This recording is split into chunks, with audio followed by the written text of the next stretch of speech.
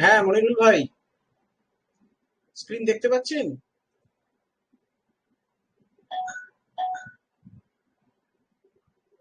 হ্যাঁ, মনি ভাই, স্ক্রিন দেখা যাচ্ছে? সব ঠিক আছে, জি। আচ্ছা, মনিরুল ভাই, স্ক্রিন দেখতে পাচ্ছেন?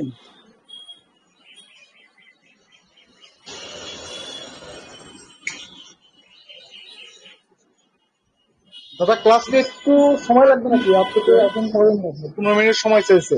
হ্যাঁ হ্যাঁ, ঠিক আছে ঠিক আছে, কোনো অসুবিধা নেই। হয়তো বোধহয় লানিনের বোধহয় লানিন ভাই জি। বোধহয় লানিন ভাই বোধহয় বলছিল যে হ্যাঁ। বোধহয় 15 মিনিট মতন টাইম লাগবে। জি জি দাদা, আমি দেখি সবার সাথে একটু যোগাযোগ করছি, কি বলে। আচ্ছা, ঠিক জি। আছে ঠিক আছে ঠিক আছে, কোনো অসুবিধা নেই।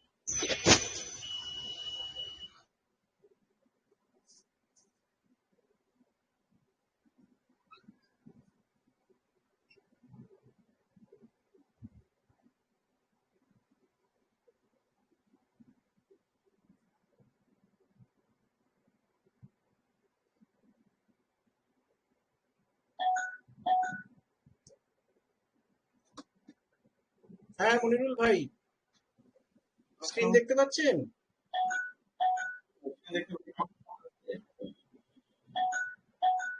হ্যাঁ, লানিন ভাই এসে গেছেন? জি, ঠিক আছে। মাসুম। জি দাদা, শোনা যাচ্ছে? হ্যালো দাদা, আমার কথা শোনা যাচ্ছে? হ্যাঁ গো, শুনতে পাচ্ছি। হ্যাঁ, হ্যালো হ্যালো। হ্যাঁ হ্যাঁ, কে মনিরুল ভাই? হ্যাঁ দাদা, শুনতে পাচ্ছেন আমার কথা? হ্যাঁ হ্যাঁ হ্যাঁ, আপনি স্ক্রিন দেখতে আচ্ছা। পাচ্ছেন তো? হ্যাঁ হ্যাঁ, আমি ক্লিয়ার দেখতে পাচ্ছি। আচ্ছা আচ্ছা, ঠিক আছে। আচ্ছা, তাহলে মানে বাকি রইলো কে? মনি ভাই আর আরিফ ভাই। হ্যাঁ, মনি তো লগ ইন করলো, আবার বের হয়ে গেল মনে হয়, দেখি। ও ঢুকবে, এখন ঢুকবে।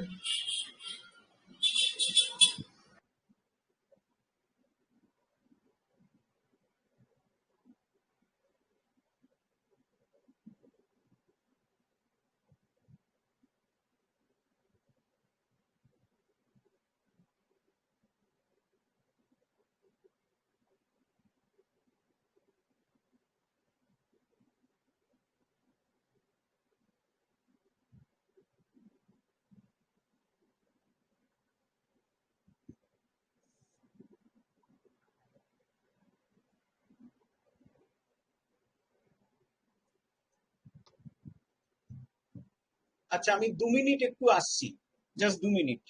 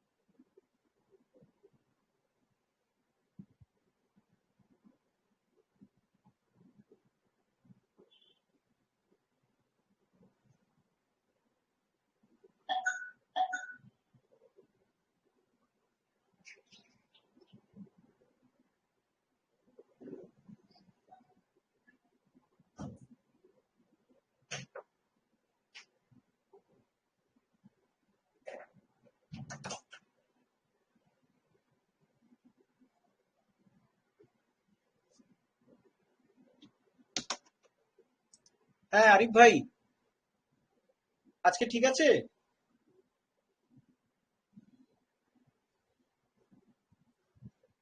আরিফ ভাই, আমার কথা শোনা যাচ্ছে?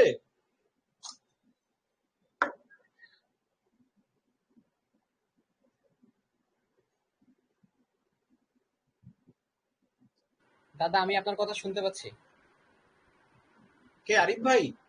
মাসুম দাদা। হ্যাঁ হ্যাঁ, ও মাসুম তো শুনতে পাচ্ছ। আমি বলছি আরিফ ভাই, আজকে কি শোনা যাচ্ছে? কালকে তো আরিফ ভাইয়ের প্রবলেম হয়েছে কানেকশনে।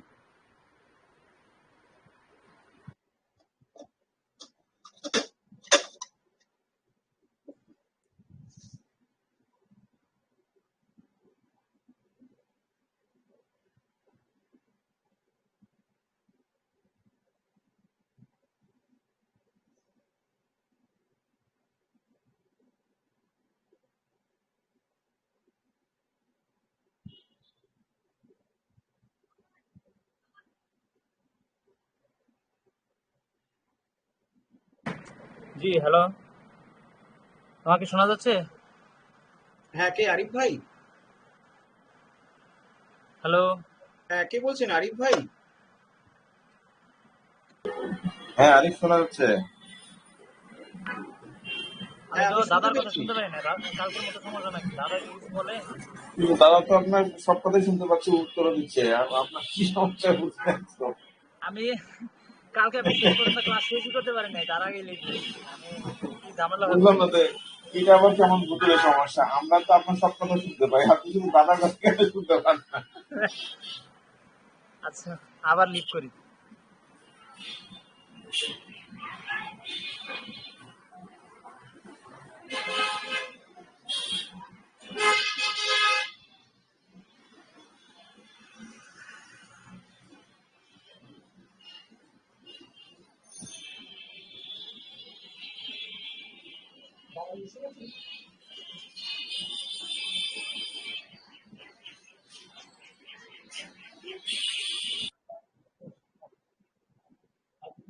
আমি ভিডিও কনসার্ট করে কথা বলছি। বাবাই আসেনি তো তাহলে?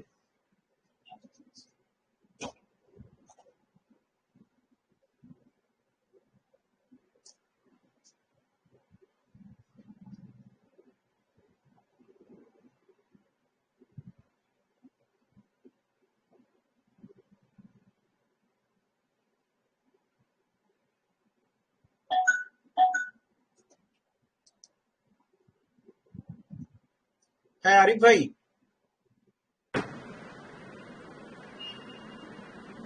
আরিফ শুনতে পাচ্ছেন এখন? আমি আরিফ আপনাকে ভাই শুনতে বলছেন পাচ্ছি, তো? দাদার কথা তো শুনতে পাই না।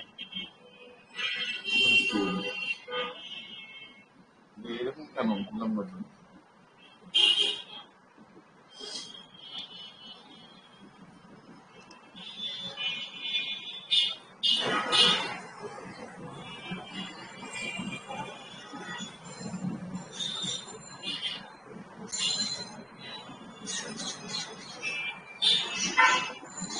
দাদা কি কিছু বলে তাহলে বুঝতে পারতাম। হ্যাঁ, আরিফ দাদা, ভাই, শুনতে পাচ্ছেন?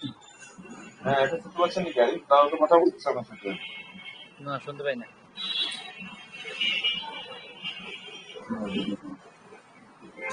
এটা একটা আজব সমস্যা। হ্যাঁ, সেটাই তো বুঝলাম না যে মানে শুনতে না পেলে তো একদম হ্যাঁ, শুনতে না কারোরটাই পাইলে শুনতে কথা। পাওয়ার কথা না। আপনি শুধু দাদার স্ক্রিনও দেখতে পাচ্ছেন না, শুনতে পাচ্ছেন না। না, স্ক্রিনে দেখতে পাই না। কেমন যন্ত্রণা। স্ক্রিনে কি আছে কিছু, এখন কিছু দেখায়? ওই যে ব্ল্যাক স্ক্রিন, যেটা যে you are black screen presenting. এসে রয়েছে আমার। হ্যাঁ হ্যাঁ হ্যাঁ, দাদা ওই টোপোলজিটা তো একটু দেখি না। আচ্ছা, টোপোলজিটা রেডি করুক, না হলে বোঝা যাবে না। না, হ্যাঁ, টোপোলজি নেই আজকে।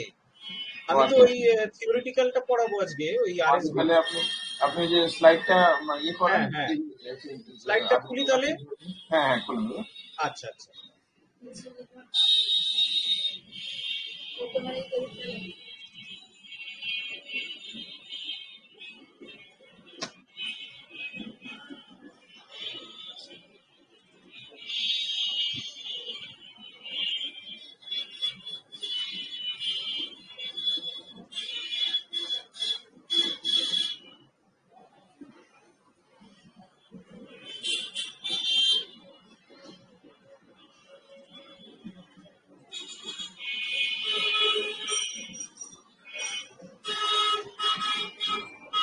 খুব গাড়ির শব্দ আসতেছে মনে হয়।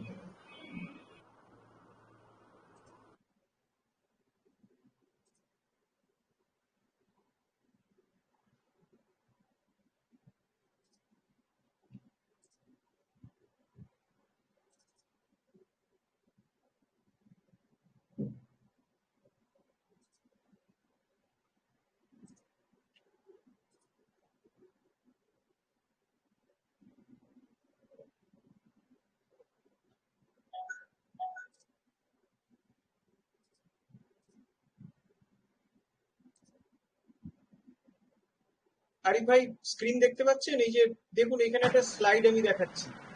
এই যে স্লাইডটা, এমপিএলএস ট্রাফিক ইঞ্জিনিয়ারিং। বাকিরা দেখতে পাচ্ছেন এই স্লাইডটা?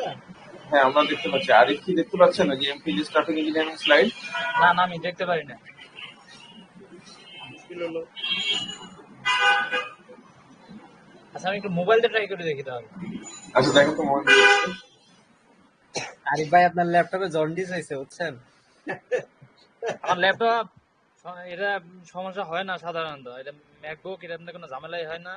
এখন ইয়েতে মোবাইলে ঝামেলা হইতে পারে, আপনি কি দাদার এখানে কি ল্যাপটপে ঝামেলা দিচ্ছেন? হয়েছে যে আমার এটাতে শোনা যায় না।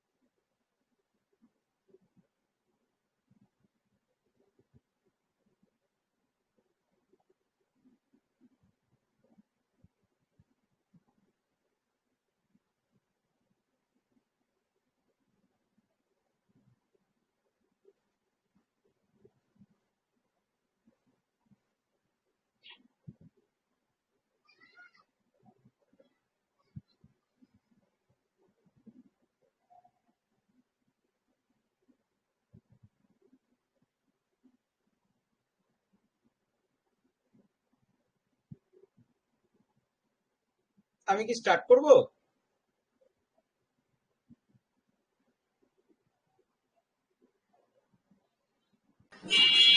দাদা আরিফ দাদা ভাই কি একটু জয়েন দেখে নেবেন, করছে? আরিফ কি দেখবেন? ঢুকছে কিনা দাদা একটু দেখে নেবেন। আর একটু দেখে নিন তাহলে। হ্যাঁ হ্যাঁ। আজকে তো শুধু এই কয়েকটা থিওরিটিক্যাল ব্যাপার।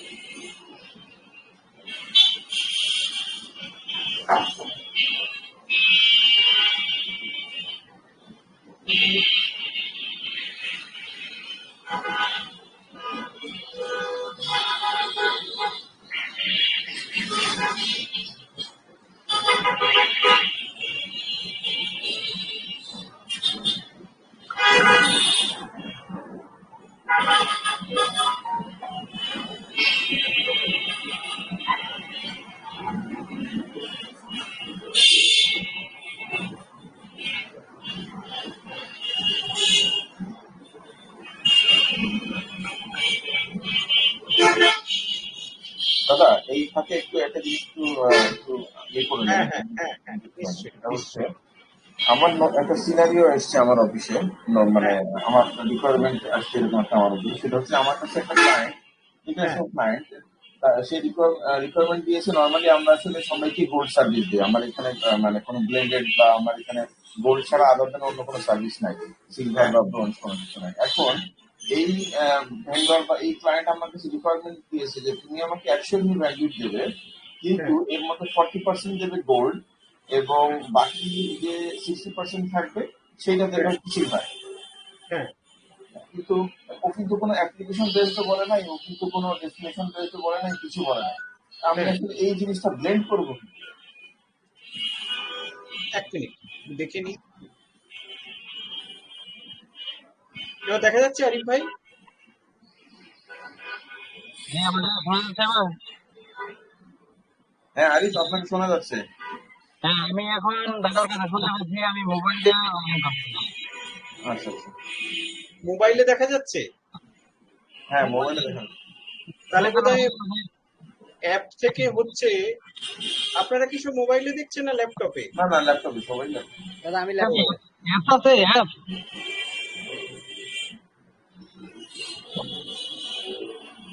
তাহলে ল্যাপটপের কিছু ড্রাইভার প্রবলেম হয়েছে মনে হচ্ছে। সবার কথা শুনতে পাচ্ছি তো। হ্যাঁ দাদার কথা শুনতে পাচ্ছেন না? দেখা শুনতে পাচ্ছি মোবাইল থেকে। মোবাইল থেকে হচ্ছে। মোবাইলে সাইটে মোবাইল থেকে হলে তো ল্যাপটপ থেকে হওয়ার কথা। মোবাইলে কি অ্যাপ দিয়ে না ব্রাউজার দিয়ে? মোবাইলে। মোবাইলে ব্রাউজার দিয়ে করছি। হ্যাঁ তাহলে তো মানে মানে ব্রাউজার কিছু নাই তাইলে। আচ্ছা মোবাইল অ্যাপ্লিকেশন আছে তাহলে ভালো হবে, যে ব্রাউজারে মোবাইলে ভালো আসতেছে না। আচ্ছা, মোবাইল অ্যাপ্লিকেশন মোবাইল আছে তো, ওইটা ইউজ করতে পারেন। অ্যাপ্লিকেশন আছে তো, ওই যে নেটওয়ার্ক জগৎ নামে অ্যাপ্লিকেশন ইনস্টল করেন। ও আচ্ছা, নেটওয়ার্ক ঠিক আছে। হ্যাঁ হ্যাঁ, নেটওয়ার্ক জগৎ নামে অ্যাপ্লিকেশন আছে, ইনস্টল করে ওই যেভাবে সাইন ইন করছিলেন করে দেখতে পাবেন লাইভ ক্লাসে, ওইখান থেকে আপনি করে দেবেন। হ্যাঁ ঠিক হ্যাঁ আছে, এক মিনিট সময় দিলে হবে, আমি জয়েন আচ্ছা করছি। ঠিক আছে, ঢোকেন, আমি একটা জিনিস আলোচনা করছি তাদের সাথে।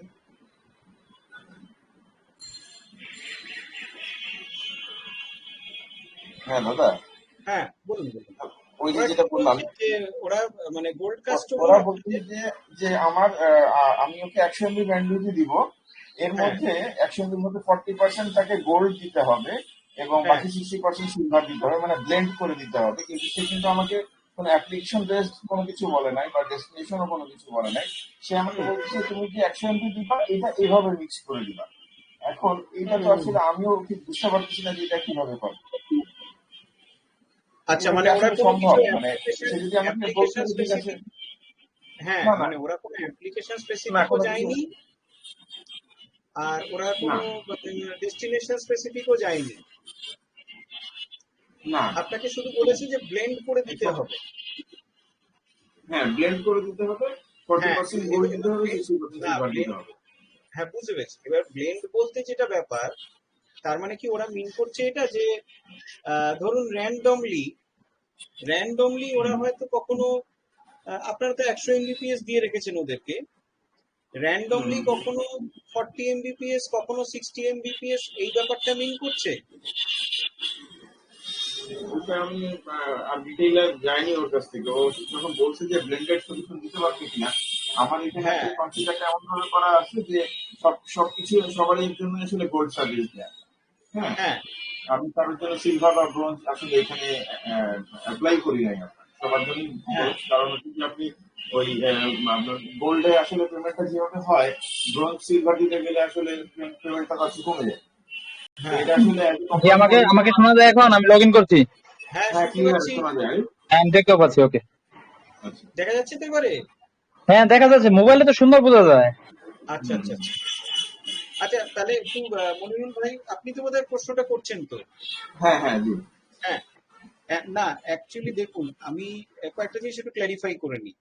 সেটা হচ্ছে যে আপনি ধরুন আমি হচ্ছি আপনার কাস্টমার, ঠিক আছে? এবার আপনি আমাকে গোল্ড সার্ভিস দেন। এবার গোল্ড সার্ভিস মানে আপনি আমাকে কি মানে 100 MBPS সবসময় দিচ্ছেন?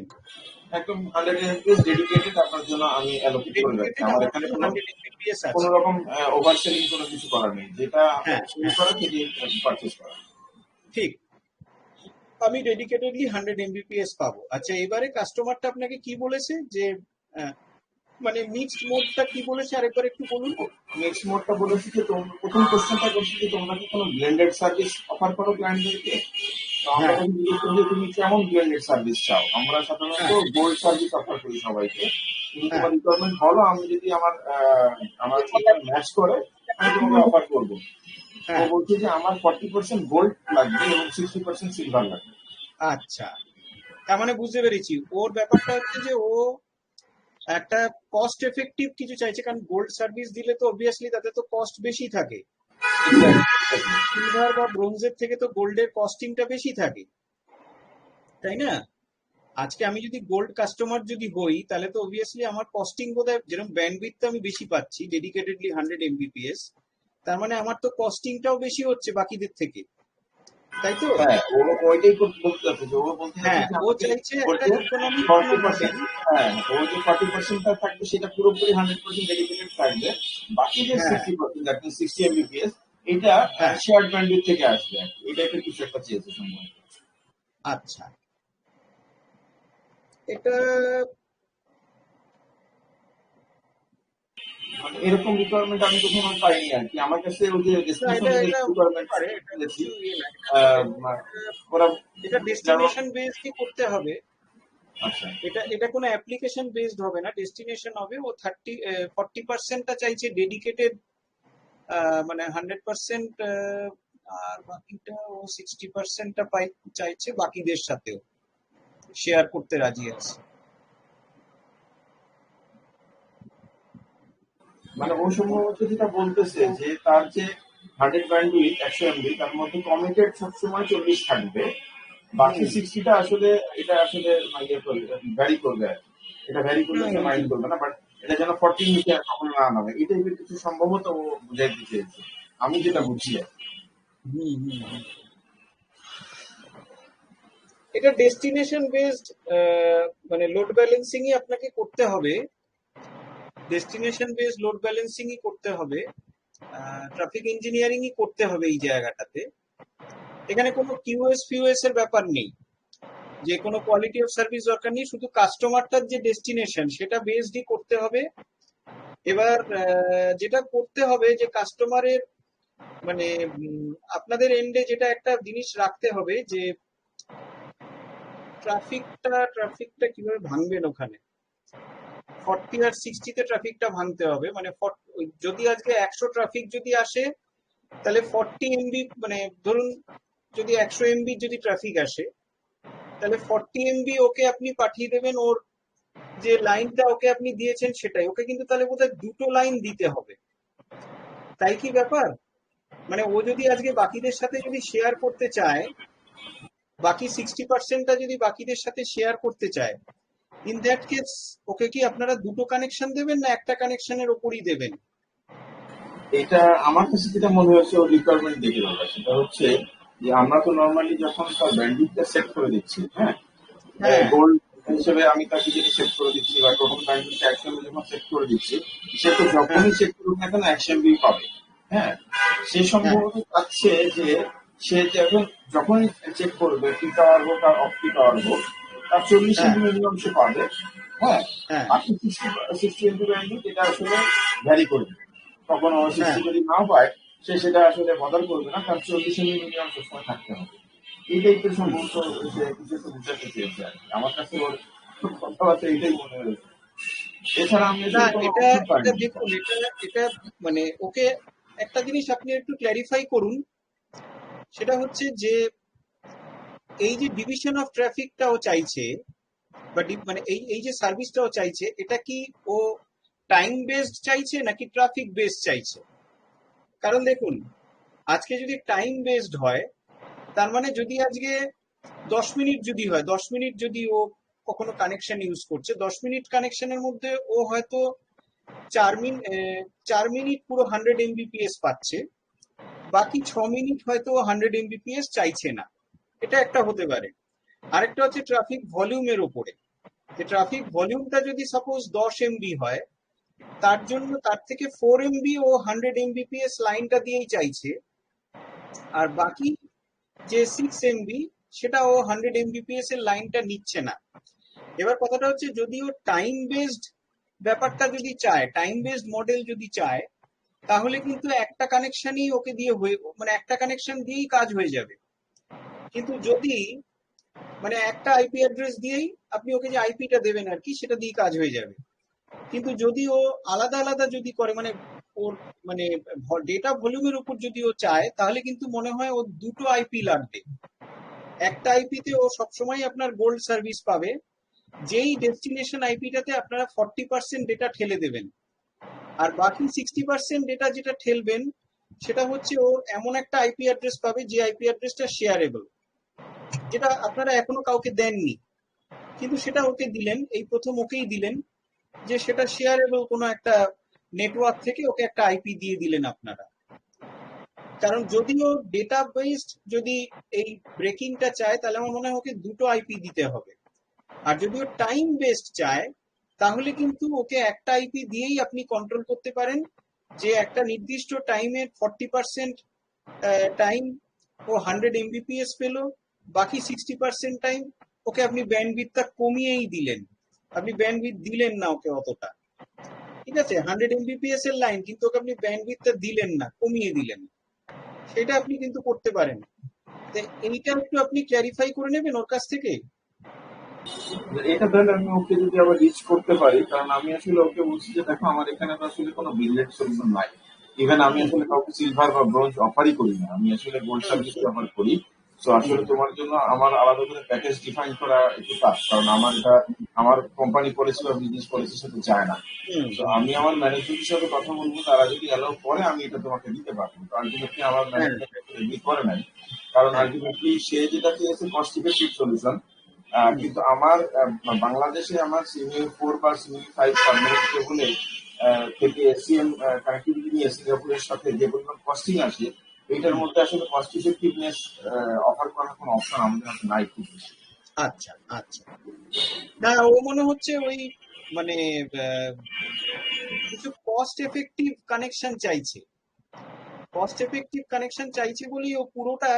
কারণ এটা কেন বলবে যে আমার পুরো মানে 40% আমার গোল্ড সার্ভিস হলেও হবে, বাকি 60% আমার সিলভার সার্ভিস হলেও চলবে, বা ব্রোঞ্জ সার্ভিস হলেও চলবে, এটা ও যে চাইছে সেটা কিন্তু আমার মনে হয় ও কস্ট বেনিফিট একটা মডেল চাইছে, কস্ট হ্যাঁ এফেক্টিভ মডেল। না, এটা ডেফিনেটলি কস্ট বেনিফিট মডেলে চেয়েছিল, কস্ট হ্যাঁ, ইফেক্টিভ সলিউশন এইবারে এটা একবার আপনি ওকে জিজ্ঞেস করতে পারেন, কারণ এটা খুবই ইন্টারেস্টিং প্রবলেমটা, আমরা এটা নিয়ে এমনি একটা কেস স্টাডি হিসেবে আমরা করতেও পারি আমাদের মধ্যে, মানে আমাদের সিলেবাসটা শেষ হয়ে গেলে আমরা এটা নিয়ে আলোচনাও করতে পারি এটা নিয়ে। তো আপনি এটা একটু জিজ্ঞেস করেই রাখুন ওনাকে, ওই কাস্টমারকে, যে আপনি কি ধরনের, আপনি যে মানে এই যে ব্রেক মডেলটা চাইছেন, এটা কি on the basis of data নাকি on the basis of time? কারণ বেসিস অফ টাইম হলে কিন্তু ওকে যে কানেকশন দেওয়া হবে সেটা একটা কানেকশনই হয়ে যায়, কিন্তু বেসিস অফ ডেটা যদি হয়, তাহলে খুব সম্ভবত ওকে কিন্তু দুটো কানেকশন দিতে হবে, একটা দিয়ে ওর গোল্ড সার্ভিস যাবে, একটা দিয়ে ওর ব্রোঞ্জ সার্ভিস যাবে, ওকে দুটো কানেকশন খুব সম্ভবত দিতে হবে। এটা আপনি একটু ওকে জিজ্ঞেস করে নিন, বুঝতে পারলেন? হ্যাঁ দাদা, ঠিক আছে, আমি জিজ্ঞেস করে নেবো কি করে। আচ্ছা, তাহলে আজকে কি আজকে শুরু করে দিই? হ্যাঁ, শুরু করি, এখন দেরি আরিফ হয়ে ভাই কি গেছে। আবার লগ আউট হয়ে গেছেন? আরিফ ভাইকে দেখছি না। আরিফ মনে হয় ওই ল্যাপটপ চেক করতেছে, আমরা মনে হয় শুরু করতে পারি। আচ্ছা আচ্ছা আচ্ছা, তাহলে আমি স্টার্ট করি। আচ্ছা, আমরা শুরু করব এখান থেকে আজকে। আচ্ছা, এই যে পয়েন্টস গুলো আজকে আমরা আলোচনা করছি, এই পয়েন্টস গুলো থিওরিটিক্যালি যাচ্ছি, তার কারণ হচ্ছে যে আমাদের তো মানে ধরুন যখন আমরা এমপিএলএস ভিপিএন করেছিলাম, বা যখন আমরা এমপিএলএস ট্রাফিক ইঞ্জিনিয়ারিং ও করলাম, আমরা তো আর জাস্ট একদম স্পেসিফিক্যালি ভিপিএন বা ট্রাফিক ইঞ্জিনিয়ারিং ওইভাবে করছি না, আমরা তো পুরো জুনিপারটা করছি। তো সেই কারণে মানে এগুলো খুবই ইনডেপথ ফিচার, যেখানে অ্যাকচুয়ালি আরএসভিপি সম্পর্কে কিছু ডিটেলস বলা হয়েছে, আরএসভিপি বা ব্যান্ডউইথ রিলেটেড কিছু কিছু ডিটেলস এখানে বলা হয়েছে, যেগুলোর একটা থিওরিটিক্যাল কনসেপ্ট আমাদের অবশ্যই দরকার ফর ট্রাবল শুটিং পারপাস। ঠিক আছে, ফর ট্রাবল শুটিং পারপাস একটা জিনিস আপনারা একটু দেখবেন, আহ, যেরকম আমার এখানে একটা জিনিস, দেখি এটা দেখায় কিনা।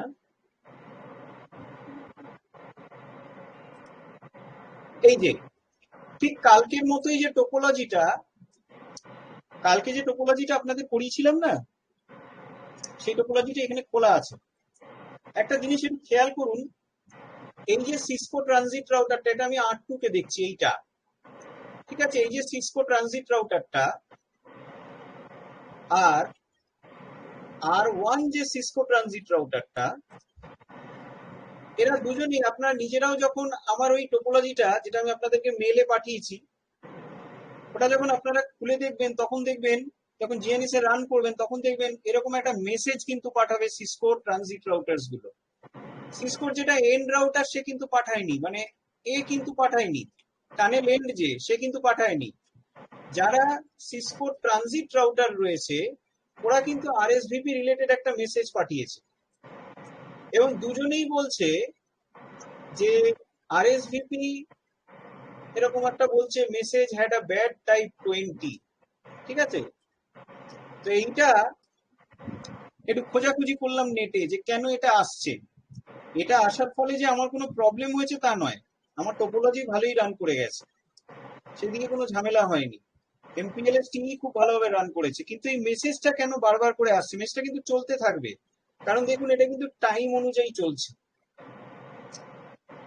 তো আমি যেটা দেখলাম ওরা বলছে যে অ্যাকচুয়ালি ও বলতে চাইছে যে আরএসভিপি যে রিলেশনশিপ, দুটো রাউটারের মধ্যে যে আরএসভিপি রিলেশনশিপটা তৈরি হয়, সেই রিলেশনশিপটা তৈরি হয় মানে ঠিক ওই ওএসপিএফ বা এদের মধ্যে একটা হ্যালো প্রোটোকল চলে।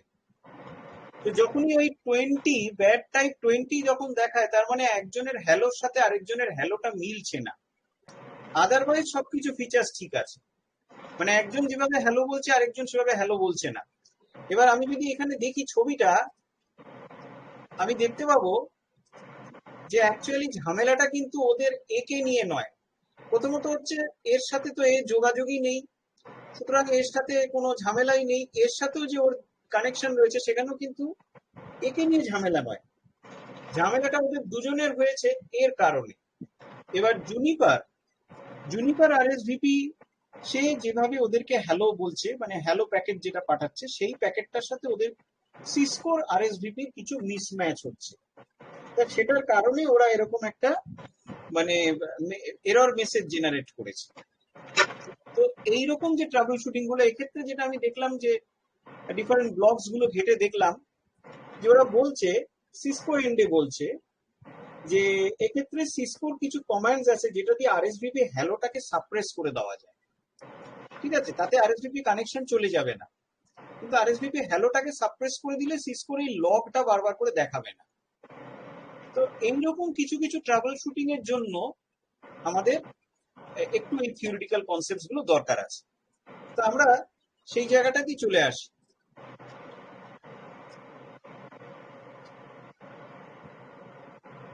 আচ্ছা, এটা আরেকবার একটু আপনাদেরকে বলে রাখি যে আমি এটা ওই নীল বা লাল কিছু দিয়ে লিখেছিলাম, কিন্তু ফন্টের প্রবলেমের জন্য এগুলো সাদা হয়ে গেছে। যাই হোক, বলে রাখি কি কি লেখা আছে। এখানে লেখা R1, এখানে R2, এখানে R3, এখানে R4, এখানে R5। আর এই যে অ্যারো চলছে বাঁদিক থেকে ডান দিকে, যে অ্যারো গুলো গেছে এগুলো সবকটাতে লেখা আছে পাথ। আর ডান দিক থেকে বাঁ দিকে যে অ্যারো গুলো এসছে সেগুলোতে লেখা আছে RESV বা রিজার্ভ। এবারে এখানে আমরা একটু আরএসভিপি ওয়ার্কিং প্রিন্সিপাল নিয়ে আলোচনা করেছি যে আরএসভিপি কি করে পাথটাকে তৈরি করে। কারণ আমরা কালকে জেনেছিলাম যে অ্যাকচুয়ালি আরএসভিপি হচ্ছে অ্যাকচুয়াল সাইট ইঞ্জিনিয়ার, যে গিয়ে রাস্তাটা তৈরি করে। সিএসপি এর তো ব্লুপ্রিন্ট ইঞ্জিনিয়ার, তো ডিজাইন ইঞ্জিনিয়ার, কিন্তু রাস্তাটা তৈরি করে আরএসভিপি। কিভাবে তৈরি করছে? After CSPF has decided the path, RSVP reserves the path bandwidth and actually sets up the path. Path তৈরি করা মানে হচ্ছে path bandwidth রিজার্ভ করা, রাইট? আজকে কিন্তু আবার বলি, এই পাথটা যদিও সিসকো এটাকে টানেল বলে, এবং সেখানেই কনফিউশনটা তৈরি হয় যে টানেল মানে তো একটা কোনো এন্ড টু এন্ড এনক্যাপসুলেটেড একটা কোনো চ্যানেল তৈরি করা হচ্ছে, যেটা অ্যাকচুয়ালি আইপিসেক বা জিআরই তাতে যেটা হয়, কিন্তু এখানে সেরকম কোনো ব্যাপার নেই। এখানে টানেল, সিসকো যখনই টানেল বলছে অ্যাকচুয়ালি ও পাথ রিজার্ভ করছে, মানে ব্যান্ডউইথ রিজার্ভ করছে, এইটাই হচ্ছে ব্যাপার। এবার জুনিপার সেটাকে সুন্দরভাবেই বলছে লেভেল সুইচড পাথ, ও কিন্তু আর টানেল শব্দটা ইউজই করে না। So path bandwidth in an end-to-end fashion, and it will refuse to do so if any section of the decided path is not adhering strictly to the bandwidth mandates. RSVP সম্পর্কে একটা জিনিস একটু বলে রাখি আপনাদের, সেটা হচ্ছে এক্ষেত্রে একটু কিউএস এর কথাও আসে। কিউএস আপনারা যদি হয়তো কিছু কিছু কিউএস নিয়ে আপনারা পড়াশোনা করেছেন, কিউএস এর দুটো মডেল আছে জানবেন। একটাকে বলে ইন্টিগ্রেটেড সার্ভিসেস মডেল বা ইন্টসার্ভ, আরেকটাকে বলে ডিফারেন্সিয়েটেড সার্ভিস মডেল বা ডিফসার্ভ। এবার ইন্টসার্ভ মডেল যেটা, ইন্টসার্ভ মডেলটা কিন্তু পুরোপুরি ডিপেন্ড করে আরএসভিপির ওপরে। সেখানে যে ব্যান্ডউইথটাকে অ্যালট করা হয় সেটা কিন্তু আরএসভিপি অ্যালট করে, এবং সেটা কি, সেটা হচ্ছে একেবারে একটা end to end bandwidth allot করা হয়। কোনো একটা প্রিমিয়াম ট্রাফিক হয়তো যাবে, ভয়েস বা ভিডিও ট্রাফিক হয়তো যাবে, সেটাকে কিন্তু অ্যালট করা হচ্ছে বাই আরএসভিপি, সেখানে কিন্তু অন্য কোনো ভাবে অ্যালট করা হয় না। whereas ডিফসার্ভ মডেল যেটা বা ডিফারেন্সিয়েটেড সার্ভিস মডেল যেটা, সেখানে কিন্তু নর্মাল রাউটার বা সুইচ ওরাই ব্যান্ডউইথ কমান্ডটা দিয়ে ব্যান্ডউইথটা অ্যালট করে। প্রিমিয়াম সার্ভিসের জন্য কি ব্যান্ডউইথ হবে, নট সো প্রিমিয়াম সার্ভিসের জন্য কি ব্যান্ডউইথ হবে ইত্যাদি। এবং সেখানে যে ব্যান্ডউইথ অ্যালোকেশনটা হয় সেটা কিন্তু হপ বাই হপ, মানে এমনও হতে পারে যখন ডিফসার্ভ সার্ভিস যখন চলে তখন এমনও হতে পারে যে একটা ধরে নেওয়া যাক এই জায়গাটাতে হয়তো ডিফসার্ভ সার্ভিস চলছে, যেহেতু এটা ডিফারেন্সিয়েটেড সার্ভিস, তার মানে কিন্তু কোনো গ্যারান্টি নেই যে এখানে যে ব্যান্ডউইথ হবে এখানেও সে একই ব্যান্ডউইথ হবে, বা এখানেও সে একই ব্যান্ডউইথ হবে, ব্যান্ডউইথ ভ্যারি করতে পারে। কিন্তু ইন্টিগ্রেটেড সার্ভিসেস মডেল বা ইনসার্ভ, এটা যখন ইউজ করা হয় তখন আরএসভিপি কে সবসময় ডাকা হয় এই কারণে, কারণ একটা একেবারে consistent bandwidth end to end set up করতে হবে, নালে কিন্তু ইন্টিগ্রেটেড সার্ভিস দেওয়া যায় না। এমপিএলএস তে আমরা অ্যাকচুয়ালি যে সার্ভিসটা প্রোভাইড করি, আমি যদি এটাকে কোয়ালিটি অফ সার্ভিস ভাবি, কালকে আমরা যেটা দেখলাম যে একদিকে 4 MB দিলাম, একদিকে 6 MB দিলাম, এটাকে আমি যদি একটা মানে ইন্টিগ্রেটেড সার্ভিস যদি ভাবতেই পারি, কারণ একটা পার্টিকুলার ট্রাফিককে আমি 4 MB দিয়ে রেখেছি ফ্রম এন্ড টু এন্ড, আর একটা পার্টিকুলার ট্রাফিককে দিয়ে রেখেছি 6 MB from end to end. এক্ষেত্রে কিন্তু এই যে 4 MB বা 6 MBটা একেবারে এন্ড টু এন্ড। তাই জন্য বলা হচ্ছে যে আরএসভিপি যদি কোনো একটা পার্টিকুলার জায়গাতে যদি ব্যান্ডউইথ দেখে যে নেই, রিকোয়ার্ড ব্যান্ডউইথ নেই, ও কিন্তু সেই জায়গাটা থেকে আর পাথটা তৈরি করবেন। এটা আপনারা একটু এক্সপেরিমেন্ট করে দেখতে পারেন যে ধরুন একটা পার্টিকুলার জায়গাতে আরএসভিপির ব্যান্ডউইথ হয়তো, আমরা তো দুটো টানেল তৈরি করেছিলাম, একটা 4 MB একটা 6 MB। এবারে তার জন্য আমরা আরএসভিপি কে যে ব্যান্ডউইথ দিয়ে রেখেছিলাম সেটা ছিল 10 MB। কোনো একটা পার্টিকুলার সেকশনে আপনারা 10 MB জায়গাতে 5 MB দিন আরএসভিপি কে, দেখবেন সঙ্গে সঙ্গে টানেলগুলো ব্রেক হয়ে গেছে, সঙ্গে সঙ্গে টানেলগুলো ব্রেক হয়ে গেছে। তার কাছে টানেলগুলো তৈরি হতে পারেনি। 4 MB টানেলটা তৈরি হতেও পারে, কিন্তু 6 MB টানেলটা আর তৈরি হবে না, রাইট? সেজন্যই বলছে যে it will refuse to do so if any section of the decided path is not adhering strictly to the bandwidth mandates. তার মানে কি, আমরা ট্রাবল শুটিং এর দিক থেকে এটা ভাবতে পারি যে আমরা কোনো একটা ট্রাফিক ইঞ্জিনিয়ারিং পাথ তৈরি করার চেষ্টা করছি কিন্তু কিছুতেই তৈরি হচ্ছে না। এটা কিন্তু অন্যতম কারণ হতেই পারে যে আরএসভিপি হয়তো সাফিসিয়েন্ট ব্যান্ডউইথ পাচ্ছে না। তখন আমাদের কিন্তু এটা একটু দেখতে হবে যে যে পার্টিকুলারলি এক্সপ্লিসিট পাথ যদি আমরা তৈরি করি, যদি ডাইনামিক পাথ হয়, তাহলে আমি আগের দিন কি বলেছিলাম যে একটা পার্টিকুলার লেভেল সুইচ পাথ তার অপশন যদি ডাইনামিক হয়, তার মানে রাউটিং প্রোটোকলকে ইউজ করেই আরএসভিপি রাস্তাটা তৈরি করবে, তাতে ওর সমস্যা একটু কম। ও যদি দেখে যে কোনো দিকে ওর ব্যান্ডউইথ কম আছে তখন আরেক দিকে ব্যান্ডউইথ খোঁজার চেষ্টা করবে। whereas আমরা যদি এক্সপ্লিসিট পাথ বেঁধে দিই, মানে যেখানে আমরা নিজেরা বলছি এইখান দিয়ে যাও, ওইখান দিয়ে যাও, ওইখান দিয়ে যাও, এই যে নেক্সট অ্যাড্রেস করে, সেই ক্ষেত্রে যদিও দেখে যে একটা পার্টিকুলার সেকশনে ওই ব্যান্ডউইথটা নেই, তাহলে কিন্তু পাথটাও তৈরি করবে না। সুতরাং এটা কিন্তু একটা ট্রাবল শুটিং এর স্টেপ। এবার ফাংশনস অফ আরএসভিপি কিভাবে হচ্ছে, আরএসভিপি কি কি করে, পাথ সেট আপ করে, পাথ মেনটেনেন্স করে, পাথ টিয়ার ডাউন করে, মানে মোদ্দা কথা হচ্ছে পাথ ম্যানেজমেন্ট করাটা পুরোটাই আরএসভিপির কাজ। আর পাথ ম্যানেজমেন্ট মানে হচ্ছে ব্যান্ডউইথ ম্যানেজমেন্ট। ঠিক আছে, আমরা পাথ ম্যানেজমেন্ট বলতে ব্যান্ডউইথ ম্যানেজমেন্টও ভাবতে পারি।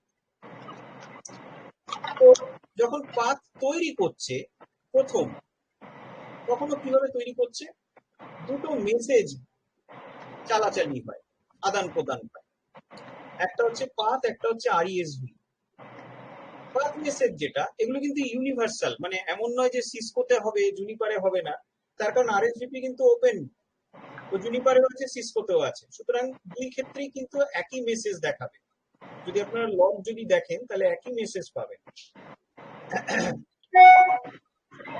তো এবারে পাথ মেসেজ যেটা, সেটা হচ্ছে request for the bandwidth message.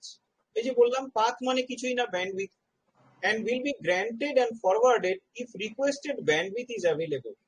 তার মানে আজকে এই রাউটারকে একটা পাথ রিকোয়েস্ট পাঠাবে, যদি এই রাউটার দেখে যে এই লিংকে আর এই লিংকে সেই পার্টিকুলার ব্যান্ডউইথ রিকোয়ারমেন্ট মিট করা গেছে, তাহলে ও কি করবে, এই পাথ রিকোয়েস্টটাকে ও ফরওয়ার্ড করে দেবে টু দ্য নেক্সট রাউটার। ঠিক আছে, আরেকবার একটু কথাটা বললাম, পাথ রিকোয়েস্টটাকে ও ফরওয়ার্ড করে দেবে to the next router, right? তার মানে আজকে ও যখন ওর পাথ রিকোয়েস্ট পাঠালো, ধরে নেওয়া যাক ও পাথ রিকোয়েস্ট পাঠালো ফর 10 Mbps, রাউটার 2 যদি দেখে যে তারপরেও যে লিংকটা রয়েছে এখানে 10 Mbps অ্যাভেলেবল, তাহলে ও এই 10 Mbps এর পাথ রিকোয়েস্টটা ফরওয়ার্ড করে দেবে টু রাউটার 3। রাউটার 3 যদি দেখে যে হ্যাঁ আমার পরেও 10 Mbps আছে, তাহলে ওটা ফরওয়ার্ড করে দেবে রাউটার 4 কে।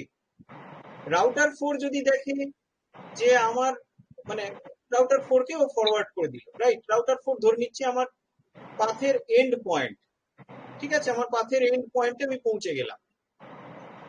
এইবার পাথের এন্ড পয়েন্ট কি বলবে, আরইএসভি কি, confirmation and reservation of bandwidth message. এই মেসেজটা কিন্তু এবার কি হলো, যখন এই জায়গাটাতেও পাথ মেসেজটা সাকসেসফুলি চলে এলো টু দ্য এন্ড পয়েন্ট, তখন এন্ড নোড ঠিক তার আগের নোডকে যে মেসেজটা পাঠালো সেটা হচ্ছে রিজার্ভ বা আরইএসভি। R4 তখন R3 কে আবার আরইএসভি মেসেজ পাঠালো, R3 তখন R2 কে আরইএসভি মেসেজ পাঠালো, R2 তখন R1 কে আরইএসভি মেসেজ পাঠালো, রাইট? তার মানে এই যে আজকে ব্যাপারটা, এটা কিন্তু মানে পাথ গেল রিজার্ভ এলো, পাথ গেল রিজার্ভ এলো, পাথ গেল রিজার্ভ এলো, এরকম কিন্তু গল্পটা নয়। পাথ মেসেজটা পুরো ট্রেভার্স হলো ফ্রম এন্ড টু এন্ড, তারপরে রিজার্ভ মেসেজটা ট্রেভার্স হলো ফ্রম ওই এন্ড টু এই এন্ড। এটা কেন করা হলো, এই জিনিসটাই কিন্তু একমাত্র এনশিওর করতে পারে যে আমার এন্ড টু এন্ড পাথ ঠিক রয়েছে, ওই যে ইন্টিগ্রেটেড সার্ভিস মানে এন্ড টু এন্ড সার্ভিস, সেটা যে ঠিক রয়েছে, সেটাই কিন্তু মানে অ্যাসিওরেন্স পাওয়া যায় যদি আমি এই পদ্ধতিতে যাই, রাইট? আমি যদি জাস্ট এইটুকুর মধ্যে পাথ আর রিজার্ভ যদি আমি চিন্তা করতাম, মানে এই দুটোকে যদি পেয়ার ভাবতাম, তাহলে কিন্তু কোনো গ্যারান্টি ছিল না যে এখানে পাথ পাবো কিনা বা ব্যান্ডউইথ পাবো কিনা। এই দুটো কিন্তু পেয়ার নয়, এই এই লাইনটা আর এই লাইনটা হচ্ছে পেয়ার, মধ্যিখানের গুলো কিন্তু পেয়ার নয়, right? To be noted, when we configure bandwidth for RSVP, we specify two values. In fact, আমরা একটা ভ্যালুই দিই। The first value মানে যেটা default value, the first value is the total reservable bandwidth in kbps at the interface, and the second value is maximum bandwidth per flow in kbps at the interface, right? এটা মনিরুল ভাই আপনি একবার এই জিনিসটাকে নিয়েও চিন্তা করতে পারেন, কিন্তু এই যে সেকেন্ড ভ্যালু যেটা, আমরা যদি একবার এখানে আসি, জুনিপারটায় যদি আমরা একবার আসি, তাহলে জুনিপারে দেখুন এখানে যদি কোডিংটা দিই set protocol MPLS level switch path বলে ব্যান্ডউইথ দিয়ে এবার তো আমি এর নামটা বলিনি, সরি, LSP 1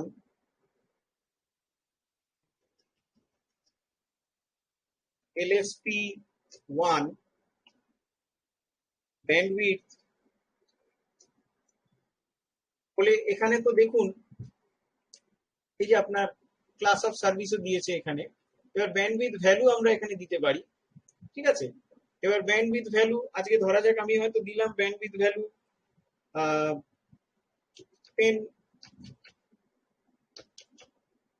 10,000 দিচ্ছি। তারপর যদি কোয়েশ্চেন মার্ক দিই আবার কিন্তু একটা ব্যান্ডউইথ ভ্যালু দিতে দিচ্ছে, ঠিক আছে। এই ব্যান্ডউইথ ভ্যালুটা হচ্ছে পার ফ্লো, মানে এক একবারে কতটা করে, ওখানে তো টোটাল ব্যান্ডউইথ অতটা রিজার্ভ করা হয়েছে। এবার এক একটা ফ্লো এর জন্য কতটা ব্যান্ডউইথ রিজার্ভ থাকবে সেইটা কিন্তু এখানে মেনশন করা হয়। ফ্লো বলতে কি দাদা এখানে মানে সেশন বোঝাচ্ছে? হ্যাঁ, মানে আপনি কিন্তু এই জায়গাটাতে এরকম করতে পারেন যে আপনার প্রিমিয়াম সার্ভিস ব্যান্ডউইথটা এইখানে আপনি দিলেন, আর ওই যে পার ফ্লো ব্যান্ডউইথ যেটাও চাইছে যে 40%, সেই 40% এর ব্যান্ডউইথটা পরের ভ্যালুটা দিলেন, ঠিক আছে। আপনি কিন্তু এইটাকে একবার ট্রাই করে দেখতে পারেন এই জিনিসটা, ঠিক আছে। এইটা হচ্ছে ওর জন্য ম্যাক্সিমাম অ্যালোকেবল ব্যান্ডউইথ, রাইট। ও তো সেটাই চেয়েছে, মানে ওর ফ্লো এর জন্য ম্যাক্সিমাম অ্যালোকেবল ব্যান্ডউইথ হচ্ছে এইটা। ওকে টোটাল আপনি গোল্ড সার্ভিসই দিয়ে রাখলেন, সেটা হচ্ছে ধরে নিন 10 MBPS, আপনার গোল্ড সার্ভিস ধরুন 10 MBPS। এবার 10 MBPS এর জন্য ও প্রতি ট্রানজাকশন বা প্রতি সেশনের জন্য ওর জন্য ম্যাক্সিমাম ব্যান্ডউইথ আপনি বেঁধে দিলেন, সেটা হচ্ছে ধরে নিন 4 MBPS। তবে হ্যাঁ, সেইটার জন্য ও আদৌ কিন্তু কোনো ইকোনমিক মডেল পাবে কিনা সেটা সন্দেহ আছে, কারণ হচ্ছে আপনাদের কোম্পানির যে গাইডলাইন্স রয়েছে তাতে কিন্তু কাস্টমারটাকে দেখানো হবে যে ও গোল্ড কাস্টমার, কারণ ওকে আমরা 10 MBPS দিয়ে রেখেছি। এবারে ওই যে 4 MBর জন্য ওকে ম্যাক্সিমাম দেওয়া আছে, বাকিটা তো ওর পিছনেই চলে যাচ্ছে, ও ইউজ করছে না সেটা আলাদা কথা, কিন্তু বাকি যে 6 MBটা পড়ে রইলো সেটা তো ওর পিছনেও যাচ্ছে, সেটা আনইউজড পড়ে থাকছে, তাই না? তো এইটা আপনি একবার চিন্তা ভাবনা করতে পারেন। আদারওয়াইজ আপনি ওকে একবার জিজ্ঞেস করবেন যে ও মানে টাইম বেসড চাইছে নাকি পার ভলিউম চাইছে, ঠিক আছে। এনিওয়ে আমরা আমাদের আগের এটাতে আবার ফেরত আসি।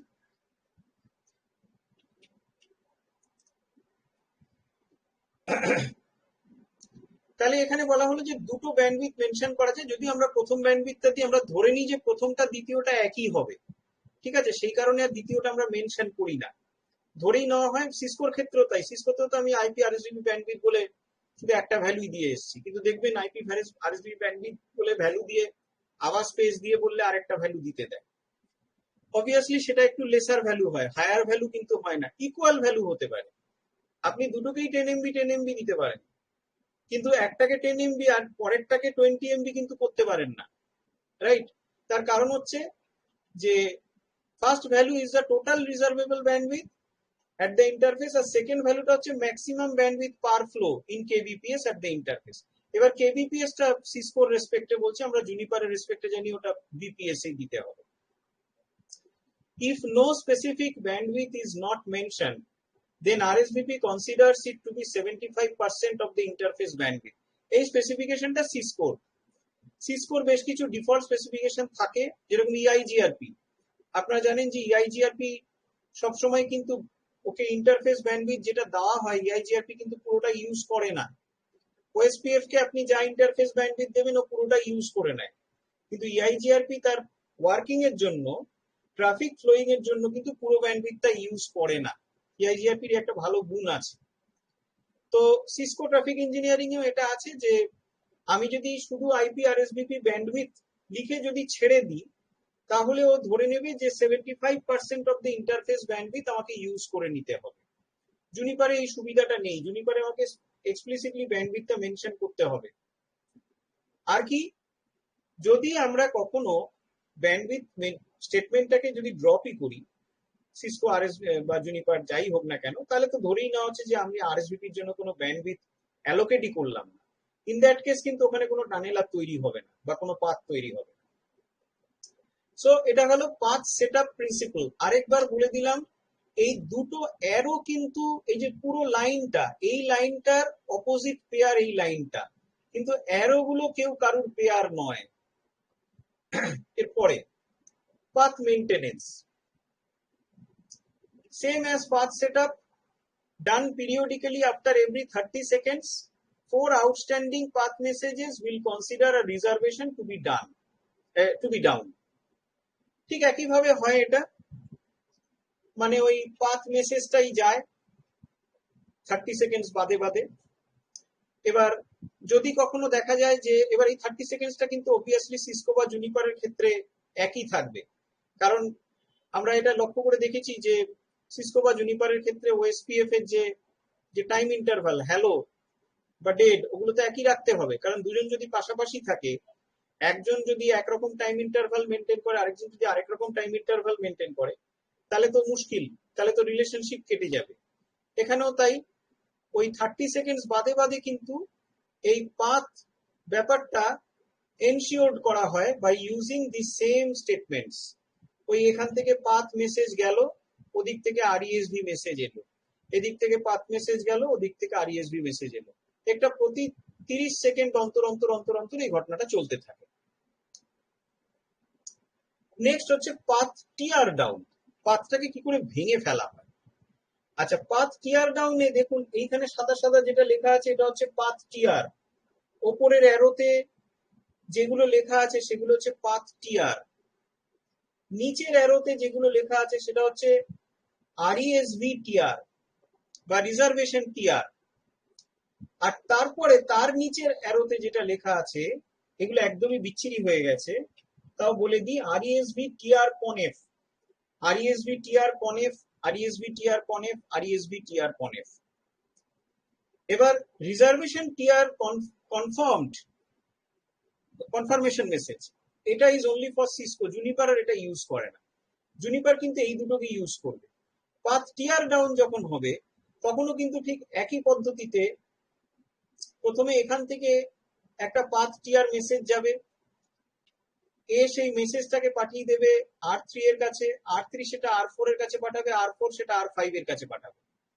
R5 এবার কি করবে, R5 এবার এই পাথ যেটা রিজার্ভ করা হয়েছিল রিজার্ভেশনটা কাটবে, কেটে রিজার্ভেশন টিআর মেসেজ পাঠাবে। সিমিলারলি R4 এবার R3 এর কাছে এই রিজার্ভেশনটা কেটে রিজার্ভেশন টিআর মেসেজ পাঠাবে। এই করতে করতে ফাইনালি এখানে যখন রিজার্ভেশন টিআর মেসেজ এসে যাবে তখন আমরা বুঝতে পারবো যে ওই এন্ড টু এন্ড পাথ যেটা ছিল বা ব্যান্ডউইথ রিজার্ভেশন ছিল সেটা চলে গেছে। তাহলে পাথ টিআর মেসেজ হচ্ছে request to tear the existing reservation, আর রিজার্ভেশন টিআর মেসেজ হচ্ছে confirmation for reservation tear down. আর রিজার্ভেশন টিআর কনফার্ম, এটা ইজ অনলি ফর সিসকো, এটা কনফার্মেশন মেসেজ আবার এদিকে যায়। এই থ্রি ওয়ে ব্যাপারটা কিন্তু জুনিপারে নেই।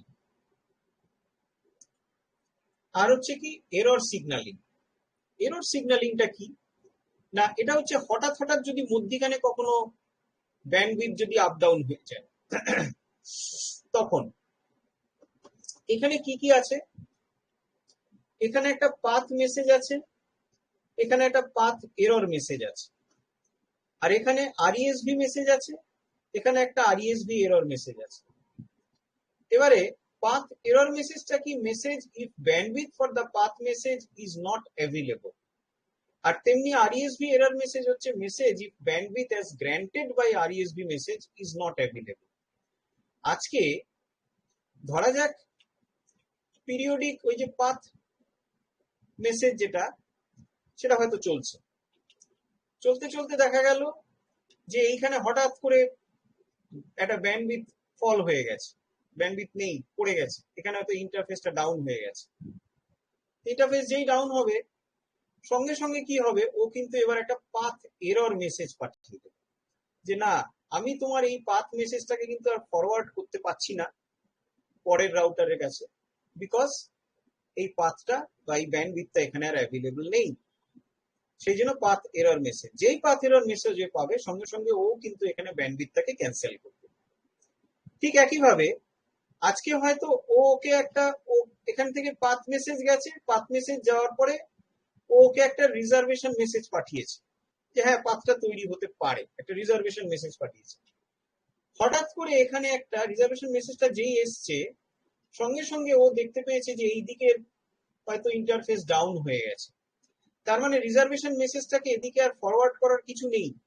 ও তখন কি বলবে, না আমি রিজার্ভেশন মেসেজটাকে ফরওয়ার্ড করতে পারছি না, রিজার্ভেশন এরার। যেই রিজার্ভেশন এরার হয়ে যাবে সঙ্গে সঙ্গে কিন্তু ও যে রিজার্ভ মেসেজটা বা যে ব্যান্ডউইথটা এখানে পাথটাকে এখানে রিজার্ভ করেছিল সেটাকে কিন্তু ও কেটে দেবে। এটা হচ্ছে for error signalling. Error signalling মানে হচ্ছে মধ্যিখানে যদি কোথাও কিছু গন্ডগোল হয় তখন কি ঘটনা ঘটবে।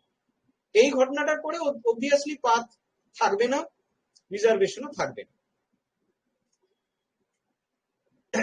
এবারে আরএসভিপি মেসেজের একটা লিস্ট করে দেওয়া আছে, সেখানে কিছু কিছু প্যারামিটারস আছে, মেসেজের নাম আরএসভিপির, এবং এই মেসেজগুলো কিন্তু একমাত্র এইটা ছাড়া, এই আরইএসভি টিআর কনেক্টটা ছাড়া কিন্তু বাকি সবকটাই সিসকো জুনিপার সব জায়গায় চলে, অনলি এটাই ফর সিসকো। এবার কি মেসেজগুলোর টাইপ বলা আছে, ডিরেকশন বলা আছে, ডেস্টিনেশন বলা আছে, রাউটার অ্যালার্ট বলে একটা জিনিস বলা আছে। রাউটার অ্যালার্টটা কি আমি বলছি, তাহলে আমরা কি কি মেসেজ পাচ্ছি, এই মেসেজগুলো অলরেডি আমরা আগে একটু পড়েও এলাম। একটা হচ্ছে পাথ, একটা আরইএসভি, একটা পাথ এরর, একটা আরইএসভি এরর, একটা পাথ টিআর, একটা আরইএসভি টিআর, আর একটা হচ্ছে আরইএসভি টিআর কনেফ, আর একটা হ্যালো। মেসেজের যে টাইপ, এই যে আমি বলছিলাম যে হ্যালো মেসেজে গন্ডগোল হচ্ছে, তাই সে 20 দেখাচ্ছিল এখানে, এই কারণেই 20 ওই যে সেই এররটা আসছিল যে একজনের হ্যালোর সাথে আরেকজনের হ্যালোটা মিলছে না, সেই জন্য 20 আসছে। এবার ডিরেকশন, পাথের ডিরেকশন সবসময় ডাউনস্ট্রিম, রাইট? যে কারণে আমরা দেখতে পেয়েছি যে পাথ মেসেজটা কিন্তু সোজা ডাউনস্ট্রিম বলতে মিন করছে নেক্সট হপ, নেক্সট হপ বলতে মিন করছে ডাউনস্ট্রিম, আর আপস্ট্রিম মানে হচ্ছে পি হপ মানে প্রিভিয়াস হপ। তাহলে পাথ মেসেজটা সবসময় কিন্তু নেক্সট হপের দিকে চলে যাচ্ছে, ফরওয়ার্ডেড হয়ে যাচ্ছে, তার মানে it is always going downstream. ঠিক সেরকমই রিজার্ভ মেসেজটা ইজ অলওয়েজ আপস্ট্রিম। পাথ মেসেজটার যে অ্যাকচুয়াল ডেস্টিনেশন সেটার ডেস্টিনেশনটা হচ্ছে কিন্তু টেইল। আমি কি বলেছিলাম যে পাথ মেসেজটা কিন্তু কন্টিনিউয়াস ফরওয়ার্ডেড হয়ে যায়। আজকে যখনই ওর কাছে এসছে ওর সঙ্গে সঙ্গে ওটা ফরওয়ার্ড করে দিয়েছে, ওর কাছে এসছে সঙ্গে সঙ্গে ফরওয়ার্ড করে দিয়েছে, ওর কাছে এসছে সঙ্গে সঙ্গে ফরওয়ার্ডেড করে দিয়েছে।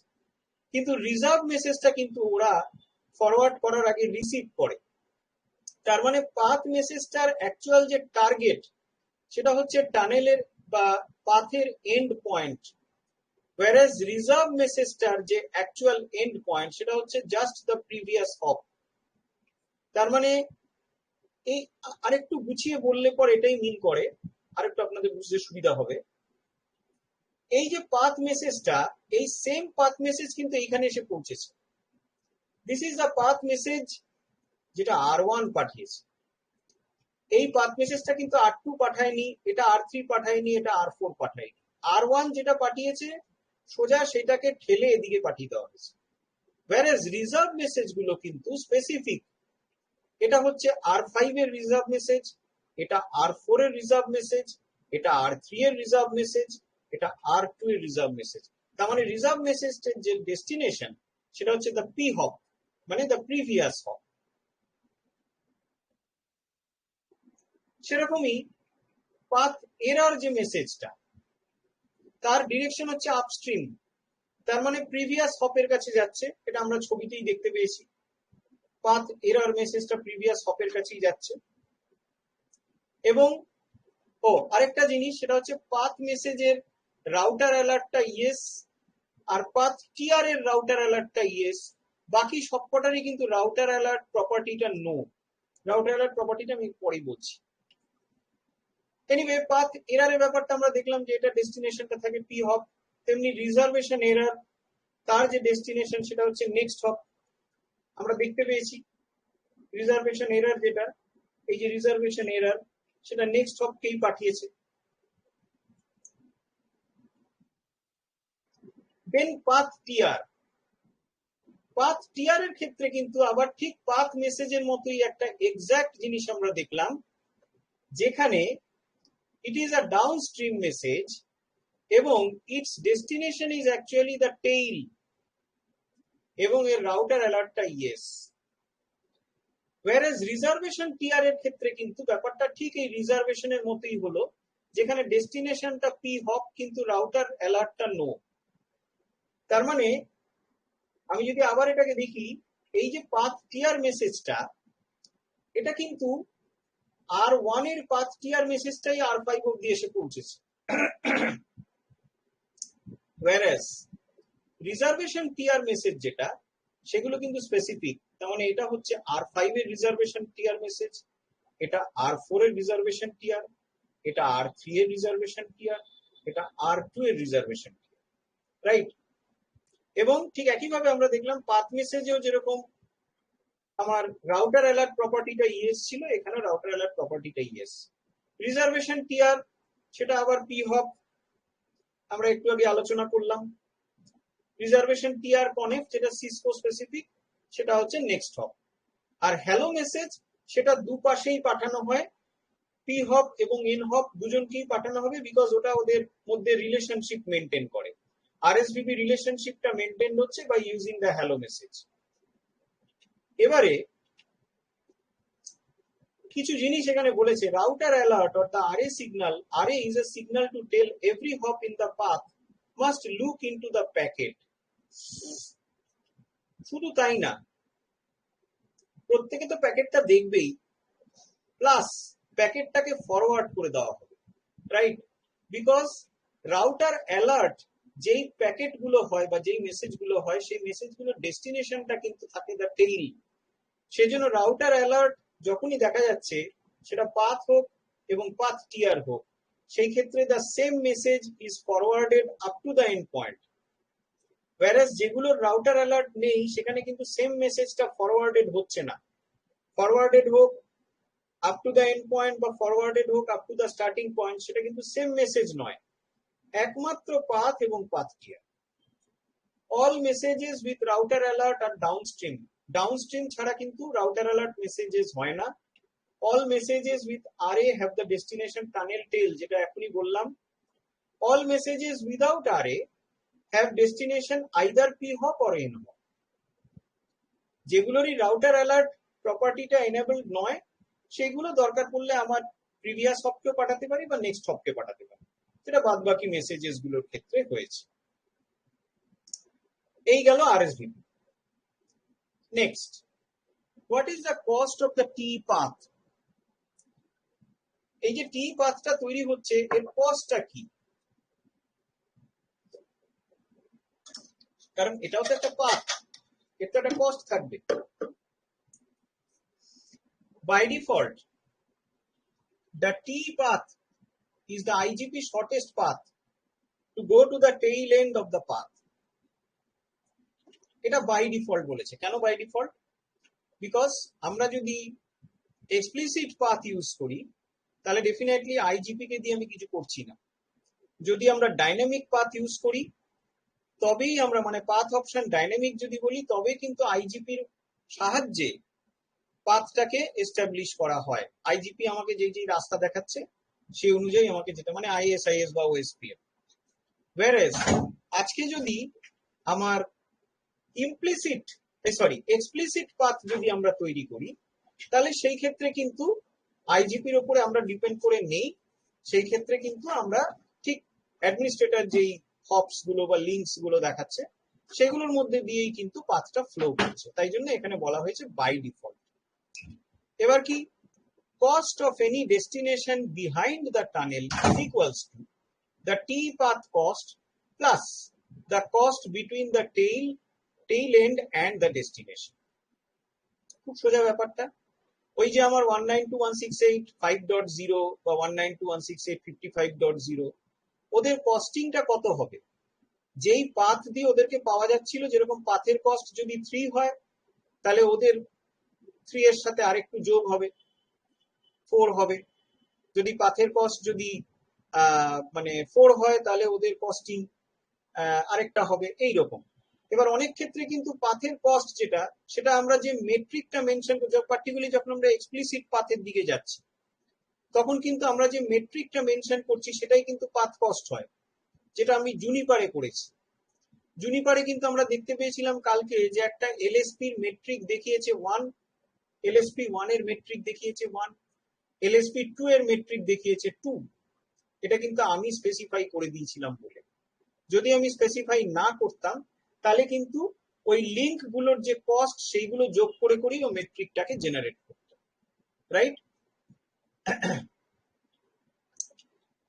If we need to specify the T path cost manually, এই যে এক্ষুনি যেটা বললাম, it should be done inside the tunnel configuration with the auto route configuration statement.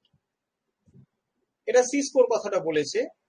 সিসকোতে যেখানে আমরা বলেছিলাম যে tunnel MPLS traffic engineering auto route announce, তার সাথে আরেকটু এগিয়ে গিয়ে একটা মেট্রিকও মেনশন করে দিতে হয়। অর্থাৎ কিনা অ্যাকচুয়ালি আমরা ওই যে অটো রুট কমান্ডটা দিয়ে কি করি, অটো রুট কমান্ডটা দিয়ে তো আমরা টানেল পাথটাকে ওএসপিএফ রাউটিং টেবিলের কাছে তুলে দিচ্ছি। এবার তুলে দেওয়ার সময় আমরা একটা পাথ মেনশনও, মানে একটা মেট্রিকও মেনশন করতে পারি, রাইট? ঠিক যেই জিনিসটা আমরা কিন্তু জুনিপারে করেছি। জুনিপারে আমরা যখন ওই লেভেল সুইচ পাথটাকে তৈরি করেছিলাম এলএসপি 1 এবং এলএসপি 2, তাদের মধ্যে আমরা স্পেসিফিক্যালি মেনশন করে দিয়েছিলাম যে মেট্রিক হবে একজনের 1 একজনের 2। এবার যখনই আমরা set protocol OSPF for area such and such level switch path LSP 1 এবং এলএসপি 2 বলেছি, তখন ওএসপিএফ তো ওদের দুজনকে গ্রহণ করেইছে নিজের রাউটিং টেবিলে, এবং আমরা যে মেট্রিকটা দিয়েছি সেই মেট্রিকটা দিয়েই গ্রহণ করেছি, রাইট? তাই জন্য এখানে বললো if we need to specify the T path cost manually it should be done inside the tunnel configuration. এই অবধিটা কিন্তু true for both Juniper as well as Cisco, কারণ সিসকো তো আমরা টানেলের মধ্যেই এটা কনফিগার করি, জুনিপারও আমরা এলএসপির মধ্যেই কনফিগার করেছিলাম মেট্রিকটা। হ্যাঁ, সিসকোর ক্ষেত্রে আমরা অটো রুট কমান্ডের সাথে এটা করি, আর জুনিপারের ক্ষেত্রে তো অটো রুট বলে কোনো কমান্ড নেই। জুনিপারে আমাদেরকে আলাদা কমান্ড দিয়ে ওএসপিএফ এর কাছে এই এলএসপিটাকে তুলে দিতে হবে। নেক্সট, অটো ব্যান্ডউইথ বলে একটা ফিচার আছে। অটো ব্যান্ডউইথ ফিচারটা কি? না, এটা হচ্ছে বলা যেতে পারে একটা ইন্টেলিজেন্ট ফিচার, মানে যেখানে একটা ব্যান্ডউইথ রিজার্ভেশনটা আমি বেঁধে দিলাম না, ওই যে 4 এমবি 6 এমবি করে দিচ্ছিলাম সেটা করলাম না। আমরা আরএসভিপি কে একটা ব্যান্ডউইথ দিয়ে রাখলাম, দিয়ে বললাম যে এবার তুমি একটা ডিসাইড করে নাও যে কি ধরনের ব্যান্ডউইথ হলে ভালো হয় এই জায়গাটা। তো এবারে অটো ব্যান্ডউইথ সম্বন্ধে যেটা বলছে, this is a method by which the traffic rate in a T path is monitored periodically and accordingly the path bandwidth is resized to fit the traffic size suitably. আরএসভিপি কে যে bandwidth দিয়েছি 10 MB সেটা কিন্তু নয়, কিন্তু ওই যে LSP তৈরি করেছি সেই এলএসপির ব্যান্ডউইথটা আমি সেট করে দিয়েছিলাম 4 এমবি, একজনের 4 এমবি একজনের 6 এমবি। আমি সেই রাস্তায় গেলাম না, অটো ব্যান্ডউইথ করে দিচ্ছি। তার মানে নিজেদের ইচ্ছা মতন ওদের ব্যান্ডউইথ কম বেশি করতে পারে। এবার সেটা কিসের উপর কম বেশি করবে? ডেফিনেটলি ট্রাফিকের উপরে। আপনারা হয়তো অনেক সময় দেখেছেন যে কোন একটা পার্টিকুলার রাস্তা, সেই রাস্তাতে যখন হয়তো ট্রাফিক কম আছে তখন রাস্তাটার উপরে হয়তো গার্ড রেল দেওয়া রয়েছে, জাস্ট ওইটুকু জায়গা দিয়ে ট্রাফিকটা যাচ্ছে। আবার যখন রাস্তায় অনেক বেশি ট্রাফিক হয়ে যায় তখন গার্ড রেল গুলো হয়তো সরিয়ে দিল, সরিয়ে দেওয়াতে কি হলো, তাহলে রাস্তাটা একটু চওড়া হয়ে গেল। এই যে কনসেপ্ট, এটাই হচ্ছে অটো ব্যান্ডউইথ কনসেপ্ট, মানে ট্রাফিক ভলিউমের সাথে আমার রাস্তার ব্যান্ডউইথটাকে অ্যাডাপটিভ করে দেওয়া, এটাই হচ্ছে অটো ব্যান্ডউইথ। এবার এটা করার জন্য একটা অঙ্ক আছে, অঙ্কটা আমি কিছু কঠিন না, সিম্পল একটা অঙ্ক, আমরা বুঝে গেলেই বুঝে যাব। It is configured by the auto BW method in the tunnel configuration mode. জুনিপারে অটো ব্যান্ডউইথ বলে একটা মেথড আছে, আমি সেটা দেখাইনি কারণ আমরা স্পেসিফিক ব্যান্ডউইথ দিয়েছি, যেটা সাধারণত আমরা করে থাকি। আমরা স্পেসিফিক ব্যান্ডউইথই দিয়ে থাকি ফর অ্যাসুরেন্স। কারণ এটাও ঠিক কথা, অটো ব্যান্ডউইথের গল্পে যদি আমি যাই তাহলে কিন্তু অ্যাসিওর্ড ব্যান্ডউইথ অনেক সময় নাও থাকতে পারে। এবার এই অটো ব্যান্ডউইথটা কিন্তু আমাদের হাতে থাকে না, এটা আমরা কিছু প্যারামিটারস দিয়ে দিই, কিন্তু ক্যালকুলেশনটা আমাদের হাতে ডেফিনেটলি নয়, ক্যালকুলেশনটা ওই আরএসভিপি এরা নিজেরাই করে নেয়। তো কি কি প্যারামিটারস আমাদেরকে প্রোভাইড করতে হয়? একটা হচ্ছে অ্যাপ্লিকেশন ফ্রিকোয়েন্সি, যেটাকে আমরা ক্যাপিটাল এ দিয়ে ডিনোট করছি। এটা কি না, specifies how frequently the T path traffic bandwidth requirement varies, right? কতক্ষণ মানে কত ঘন ঘন, কতক্ষণ বাদে বাদে এই টি পাথের যে ট্রাফিক ব্যান্ডউইথটা সেটা ভ্যারি করে যাচ্ছে। মানে আমি হয়তো দেখলাম 5 মিনিট অন্তর অন্তর ভ্যারি করছে, তাহলে অ্যাপ্লিকেশন ফ্রিকোয়েন্সি হচ্ছে অবভিয়াসলি 5 মিনিট। তো বাই ডিফল্ট বলছে 86400। 86400 মানে কত? একটা এন্টায়ার গোটা দিন। 86400 সেকেন্ডস মানে হচ্ছে একটা এন্টায়ার গোটা দিন। তারপর হচ্ছে টানেল ব্যান্ডউইথ। টানেল ব্যান্ডউইথটা কি? তেমন এটা গেল একটা সময়। কি সময় না, কতক্ষণ বাদে বাদে আমি দেখতে পাচ্ছি যে ব্যান্ডউইথটা ভ্যারি করছে। এবার হচ্ছে টানেল ব্যান্ডউইথ। টানেল ব্যান্ডউইথটা কি specifies the value of the configured bandwidth for the T path. যেই ব্যান্ডউইথটা ওকে অ্যাকচুয়ালি দেওয়া আছে 4 MB বা 6 MB যেটা দেওয়া আছে। Collection frequency specifies how frequently the T path bandwidth is polled, মানে কতক্ষণ বাদে বাদে ওই ব্যান্ডউইথটার দিকে নজর রাখা হচ্ছে। কতক্ষণ বাদে বাদে ব্যান্ডউইথ চেঞ্জ হয়ে যাচ্ছে সেটা কিন্তু নয়, সেটা হচ্ছে অ্যাপ্লিকেশন ফ্রিকোয়েন্সি। কতক্ষণ বাদে বাদে আমি ওই ব্যান্ডউইথের দিকে নজর রাখছি। আমি দেখতে পেলাম ব্যান্ডউইথটা মনে হচ্ছে 5 মিনিট অন্তর অন্তর চেঞ্জ হচ্ছে, তাহলে আমি আমার যে জুনিয়র যে রয়েছে তাকে বললাম একটা কাজ করো তো, তুমি প্রতি 1 মিনিট অন্তর অন্তর ব্যান্ডউইথ রিকোয়ারমেন্টটা দেখতে থাকো বা ব্যান্ডউইথটা দেখতে থাকো প্রতি 1 মিনিট অন্তর অন্তর। এই যে ব্যান্ডউইথটাকে অবজার্ভ করা, এইটাই হচ্ছে দ্য পোলিং ইন্টারভাল বা collection frequency. Highest collected bandwidth specifies the highest recorded bandwidth consumed by the T path in the last a time. এই যে যতক্ষণ না ব্যান্ডউইথ মানে চেঞ্জ হয়েছে, মানে তার মধ্যে ম্যাক্সিমাম ব্যান্ডউইথ কত ইউজ হয়েছে সেটা দেখা হয়। তারপর একটা ডেল্টা ভ্যালু ক্যালকুলেট করা হয়, যে ডেল্টা ভ্যালুটা হচ্ছে H minus B. H minus B মানে কি? এই যে হাইয়েস্ট কালেক্টেড ব্যান্ডউইথ এবং টানেল ব্যান্ডউইথ। তার মানে আজকে দেখা গেল যে আমি হয়তো টানেল ব্যান্ডউইথ দিয়ে রেখেছি 4 MB, আর একটা পার্টিকুলার টাইম পিরিয়ডের মধ্যে আমি দেখতে পেলাম যে টানেলটা প্রায় 7 MB ব্যান্ডউইথ ইউজ করলো। 4 MB দেওয়া আছে আর ও 7 MB ব্যান্ডউইথ ইউজ করলো, রাইট? তার মানে ওর হাইয়েস্ট কালেক্টেড ব্যান্ডউইথ তাহলে কত? হাইয়েস্ট কালেক্টেড ব্যান্ডউইথ হচ্ছে ওর 7। এবারে একটা ডেল্টা ভ্যালু ক্যালকুলেট করলো, যেই ডেল্টা ভ্যালু বলছে এইচ মাইনাস বি। তার মানে 7 থেকে 4 মাইনাস গেল, 7 থেকে 4 মাইনাস গেলে কত হলো? 3। তার মানে ডেল্টা ভ্যালুটা হলো 3। এইবার কি করা হচ্ছে? এই ডেল্টা ভ্যালুটা কিন্তু একটা জিনিস মনে রাখতে হবে, ডেল্টা ভ্যালুটা can be positive as well as negative. কেন নেগেটিভ হতে পারে?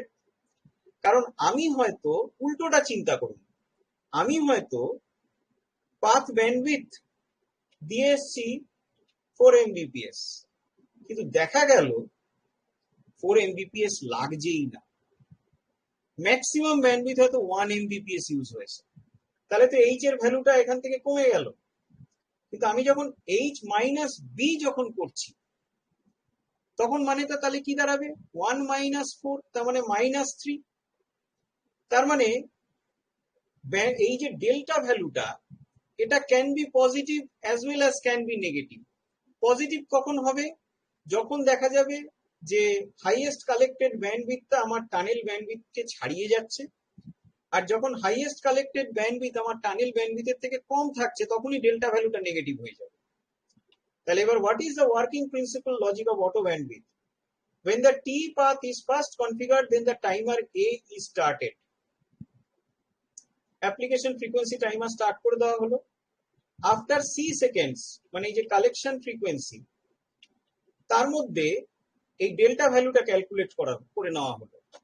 এবার ডেল্টা ভ্যালুটা আফটার এ এক্সপায়ার্স, মানে এই টাইম পিরিয়ডটা যখন ওভার হয়ে গেল, তখন কি করা হলো, এই ব্যান্ডউইথটাকে আইদার ডেল্টা ভ্যালুটাকে যোগ করা হলো অথবা ডেল্টা ভ্যালুটা মাইনাস করা হলো। তার মানে যদি দেখা গিয়েছিল যে আমার টোটাল ব্যান্ডউইথ দেওয়া আছে 4 MB আর আমার হাইয়েস্ট কালেক্টেড ব্যান্ডউইথ 7 MB এসে, তার মানে আমার ডেল্টা ভ্যালু এসছে +3, সেক্ষেত্রে 4 + 3, তার মানে ব্যান্ডউইথটা বাড়িয়ে 7 MB করে দেওয়া হলো। আবার যদি কখনো দেখা গেল যে টানেল ব্যান্ডউইথ বা পাথ ব্যান্ডউইথ দেওয়া আছে 4, কিন্তু আমার হাইয়েস্ট কালেক্টেড ব্যান্ডউইথ এসছে 1, তাহলে তো ডেল্টা ভ্যালু হচ্ছে -3। তাহলে সেই ক্ষেত্রে 4 - 3, রাইট, 4 - 3 করে দেওয়া হলো। 4 - 3 মানে হচ্ছে 1, তার মানে ব্যান্ডউইথ কমিয়ে নিয়ে আসা হলো 1 এ, রাইট।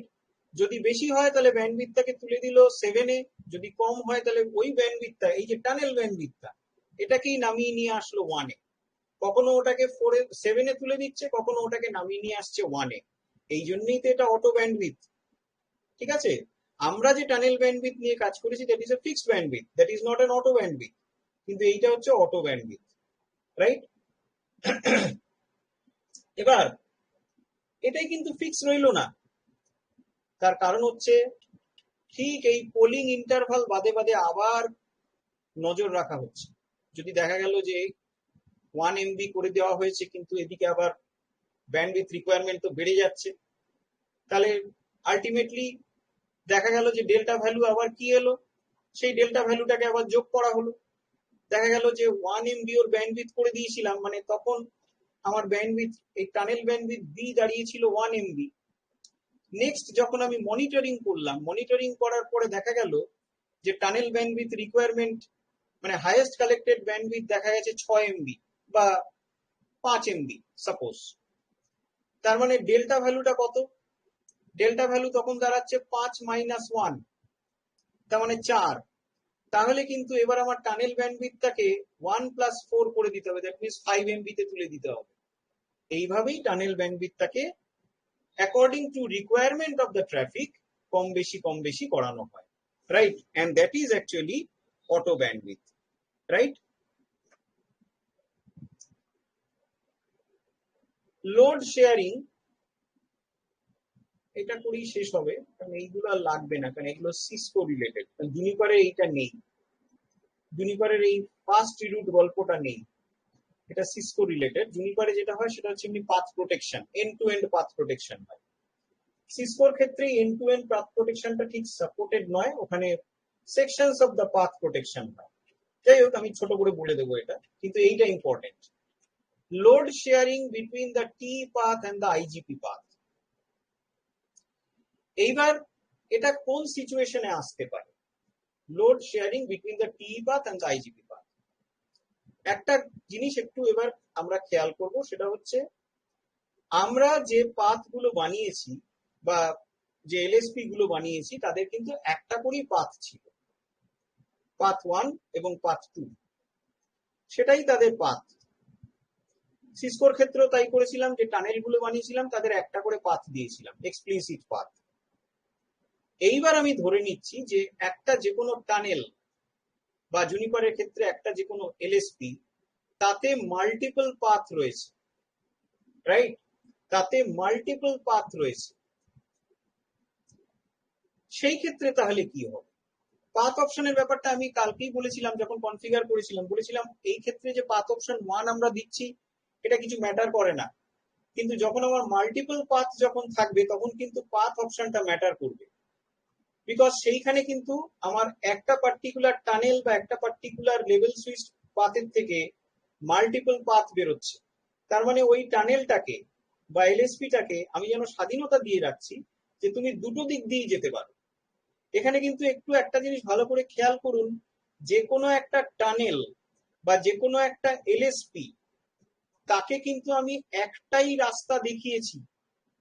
এলএসপি 1 কে একটা রাস্তা দেখিয়েছি, এলএসপি 2 কে আরেকটা রাস্তা দেখিয়েছি, টানেল 1 কে একটা রাস্তা দেখিয়েছি, টানেল 2 কে একটা রাস্তা দেখিয়েছি। কিন্তু থিঙ্ক অফ দ্য সিচুয়েশন যখন এলএসপি 1 এর মধ্যে দুটো রাস্তা আমি দেখাচ্ছি, কি এলএসপি 2 এর ভেতরে দুটো রাস্তা দেখাচ্ছি, টানেল 1 টানেল 2 এর ভেতরে আবার দুটো করে রাস্তা দেখাচ্ছি। হতেই পারে, ট্রাফিক ইঞ্জিনিয়ারিং এরকম জিনিস থাকতেই পারে। তখন গল্পটা কি হবে? সেই সময় বলছে যদি এই যে একটা টানেল বা একটা এলএসপির মধ্যে একটা রাস্তা যদি আইজিপির পাথ হয়, মানে ডাইনামিক পাথ হয়, আরেকটা রাস্তা যদি এক্সপ্লিসিট পাথ হয়, মানে আমরা বলে দিয়েছি, ইন দ্যাট কেস তাহলে লোড শেয়ারিংটা কিরকম হবে, রাইট? মানে আজকে যদি ধরা যাক আমাদের এই যে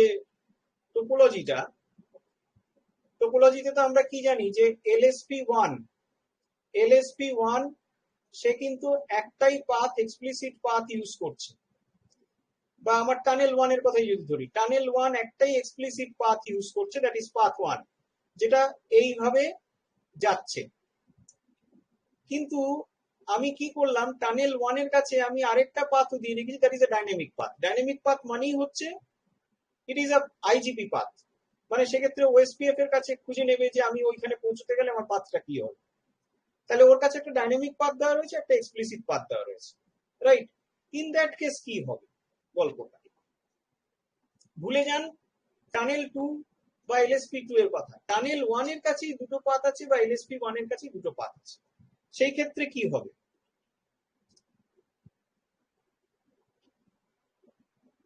সেই ক্ষেত্রে no load sharing if the destination is the T path tail, right? কালকে এটা আমরা দেখতে পেয়েছিলাম, যখন টানেল এন্ডে আমরা যাচ্ছি সেই সময় কিন্তু কোনো লোড শেয়ারিং করা হবে না, রাইট?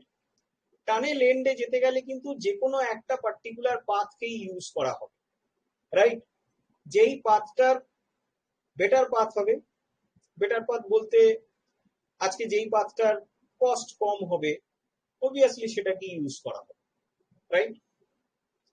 আর কি, load sharing is allowed if the destination is behind the T path tail and it is always equal cost load sharing. এবার ধরে নেওয়া যাক আমার ওই টানেলের এন্ড পয়েন্ট ছিল 5.5.5.5, তার পেছনে যে ডেস্টিনেশনস গুলো রয়েছে, যেরকম 192.168.5 ছিল, 192.168.55 ছিল, ওদের ক্ষেত্রে কি হবে? ওদের ক্ষেত্রে যদি আমার এরকম এলএসপি 1 থেকে যদি দুটো পাথ তৈরি হয় এবং দুটোই যদি একটা ডাইনামিক পাথ, একটা এক্সপ্লিসিট পাথ, এবং দুটোই আলটিমেটলি রিচ মানে গিয়ে শেষ হচ্ছে 5.5.5.5, সেই ক্ষেত্রে যেটা হবে ইকুয়াল কস্ট লোড শেয়ারিং হয়ে যাবে।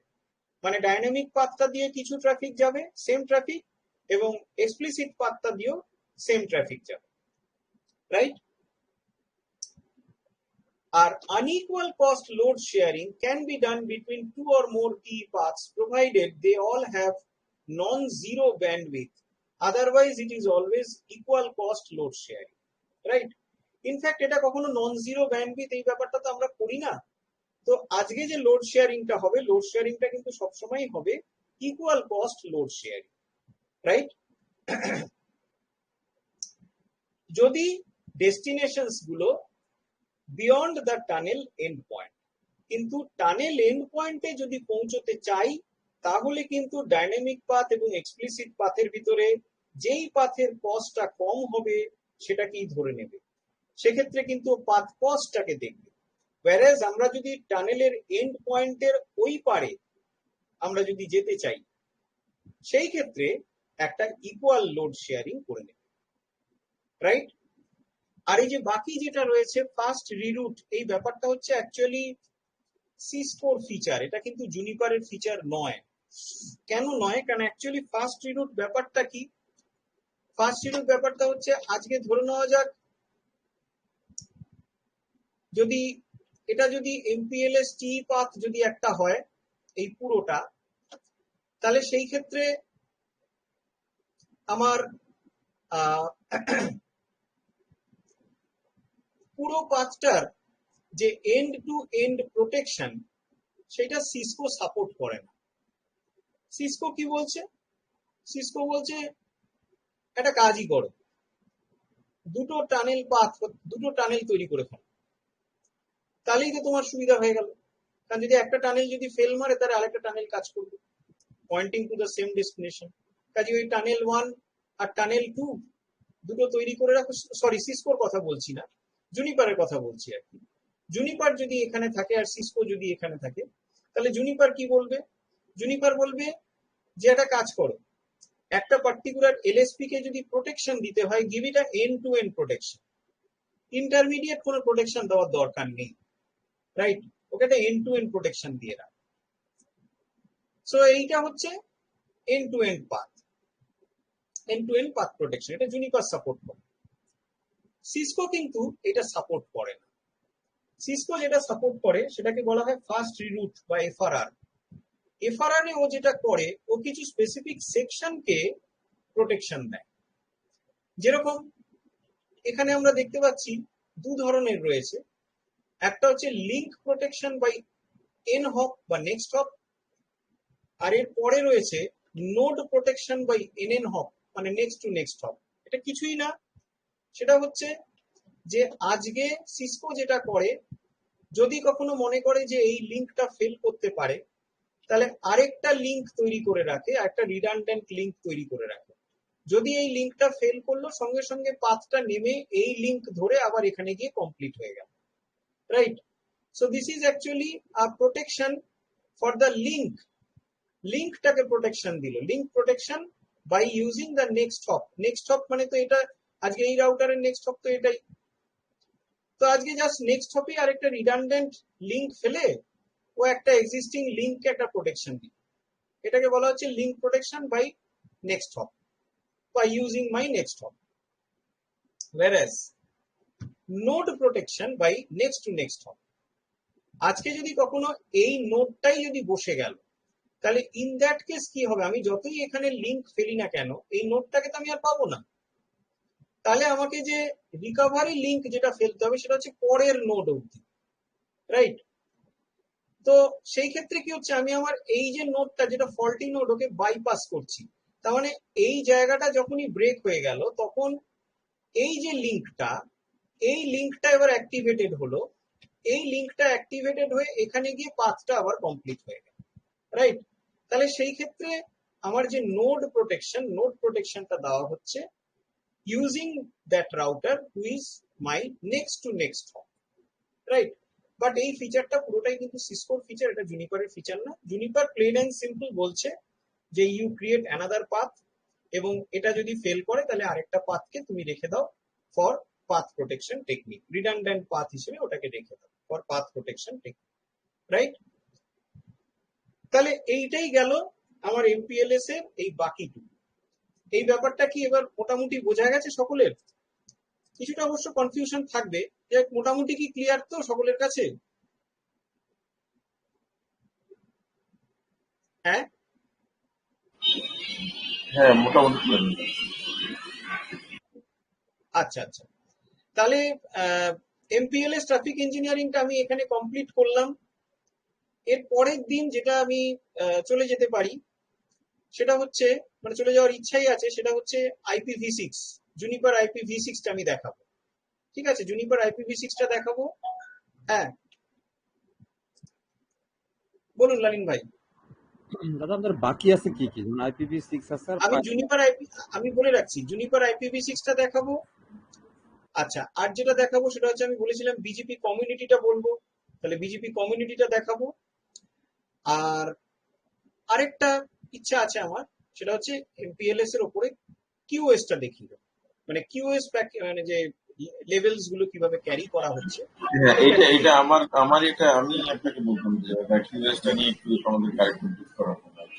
হ্যাঁ হ্যাঁ, কিউএসটাও দেখিয়ে দেবো। মানে তিনটে টপিক আমি আরো দেখাবো, IPv6 দেখাবো, এমপিএলএস কিউএস দেখাবো, আর এই বিজেপি কমিউনিটিটা দেখাবো। এগুলো খুব একটা সময় লাগবে না, মোটামুটি হয়ে যাবে। IPv6টা তো একদিনের ভিতরেই হয়ে যায়, কোনো ঝামেলা নেই। আর এছাড়া আরো কিছু কিছু জিনিস আছে যেগুলো আপনারা আমাকে রিকোয়েস্ট করেছিলেন, যেরকম আমি বলেছিলাম যে এইগুলো আমাদের এই অলিভটাতে সাপোর্ট হচ্ছে না, যেরকম ওই যে ভিআরআরপি বা ডিএইচসিপি, ঠিক আছে, এই জিনিসগুলো যে একটা router as a DHCP server. দাদা ওইটা দরকার নাই, ওই বিআরএফটা দরকার, বিআরএফ নিয়ে আর একটু দরকার। ভিআরএফ হ্যাঁ মানে হ্যাঁ ভার্চুয়াল রাউটিং এন্ড ফরওয়ার্ডিং। হ্যাঁ হ্যাঁ, রাউটিং এন্ড ফরওয়ার্ডিং, আচ্ছা আচ্ছা, ঠিক এটা আছে। আমাদের অনেক লাগে, সার্ভিস প্রোভাইডার আমাদের লাগে অনেক, এটা আর আচ্ছা একটু ঠিক আছে, ক্লিয়ার ঠিক হওয়া আছে, দরকার। ভিআরএফ এর উপর আরেকটা এক্সট্রা ক্লাস নেব, ঠিক আছে। কিন্তু আমি বলছিলাম ভিআরআরপি, ঠিক আছে, ভিআরআরপি হচ্ছে রিডান্ডেন্সি প্রোটোকল, মানে গেটওয়ে রিডান্ডেন্সি। এবার সেটাও দেখলাম এখানে কাজ করছে না, কিন্তু আমি ওগুলোর কোডিং সবই রেখেছি আমার কাছে, আমি কোডিং হ্যাঁ, গুলো ওগুলো দাদা ওই ইয়েগুলো কোড গুলো আমাদের শেয়ার করে দিলে হ্যাঁ, আমরা আশা করি কোডগুলো আমি সব দিয়ে দেবো, হ্যাঁ। কোডগুলো আমি সমস্ত দিয়ে দেবো, ঠিক আছে।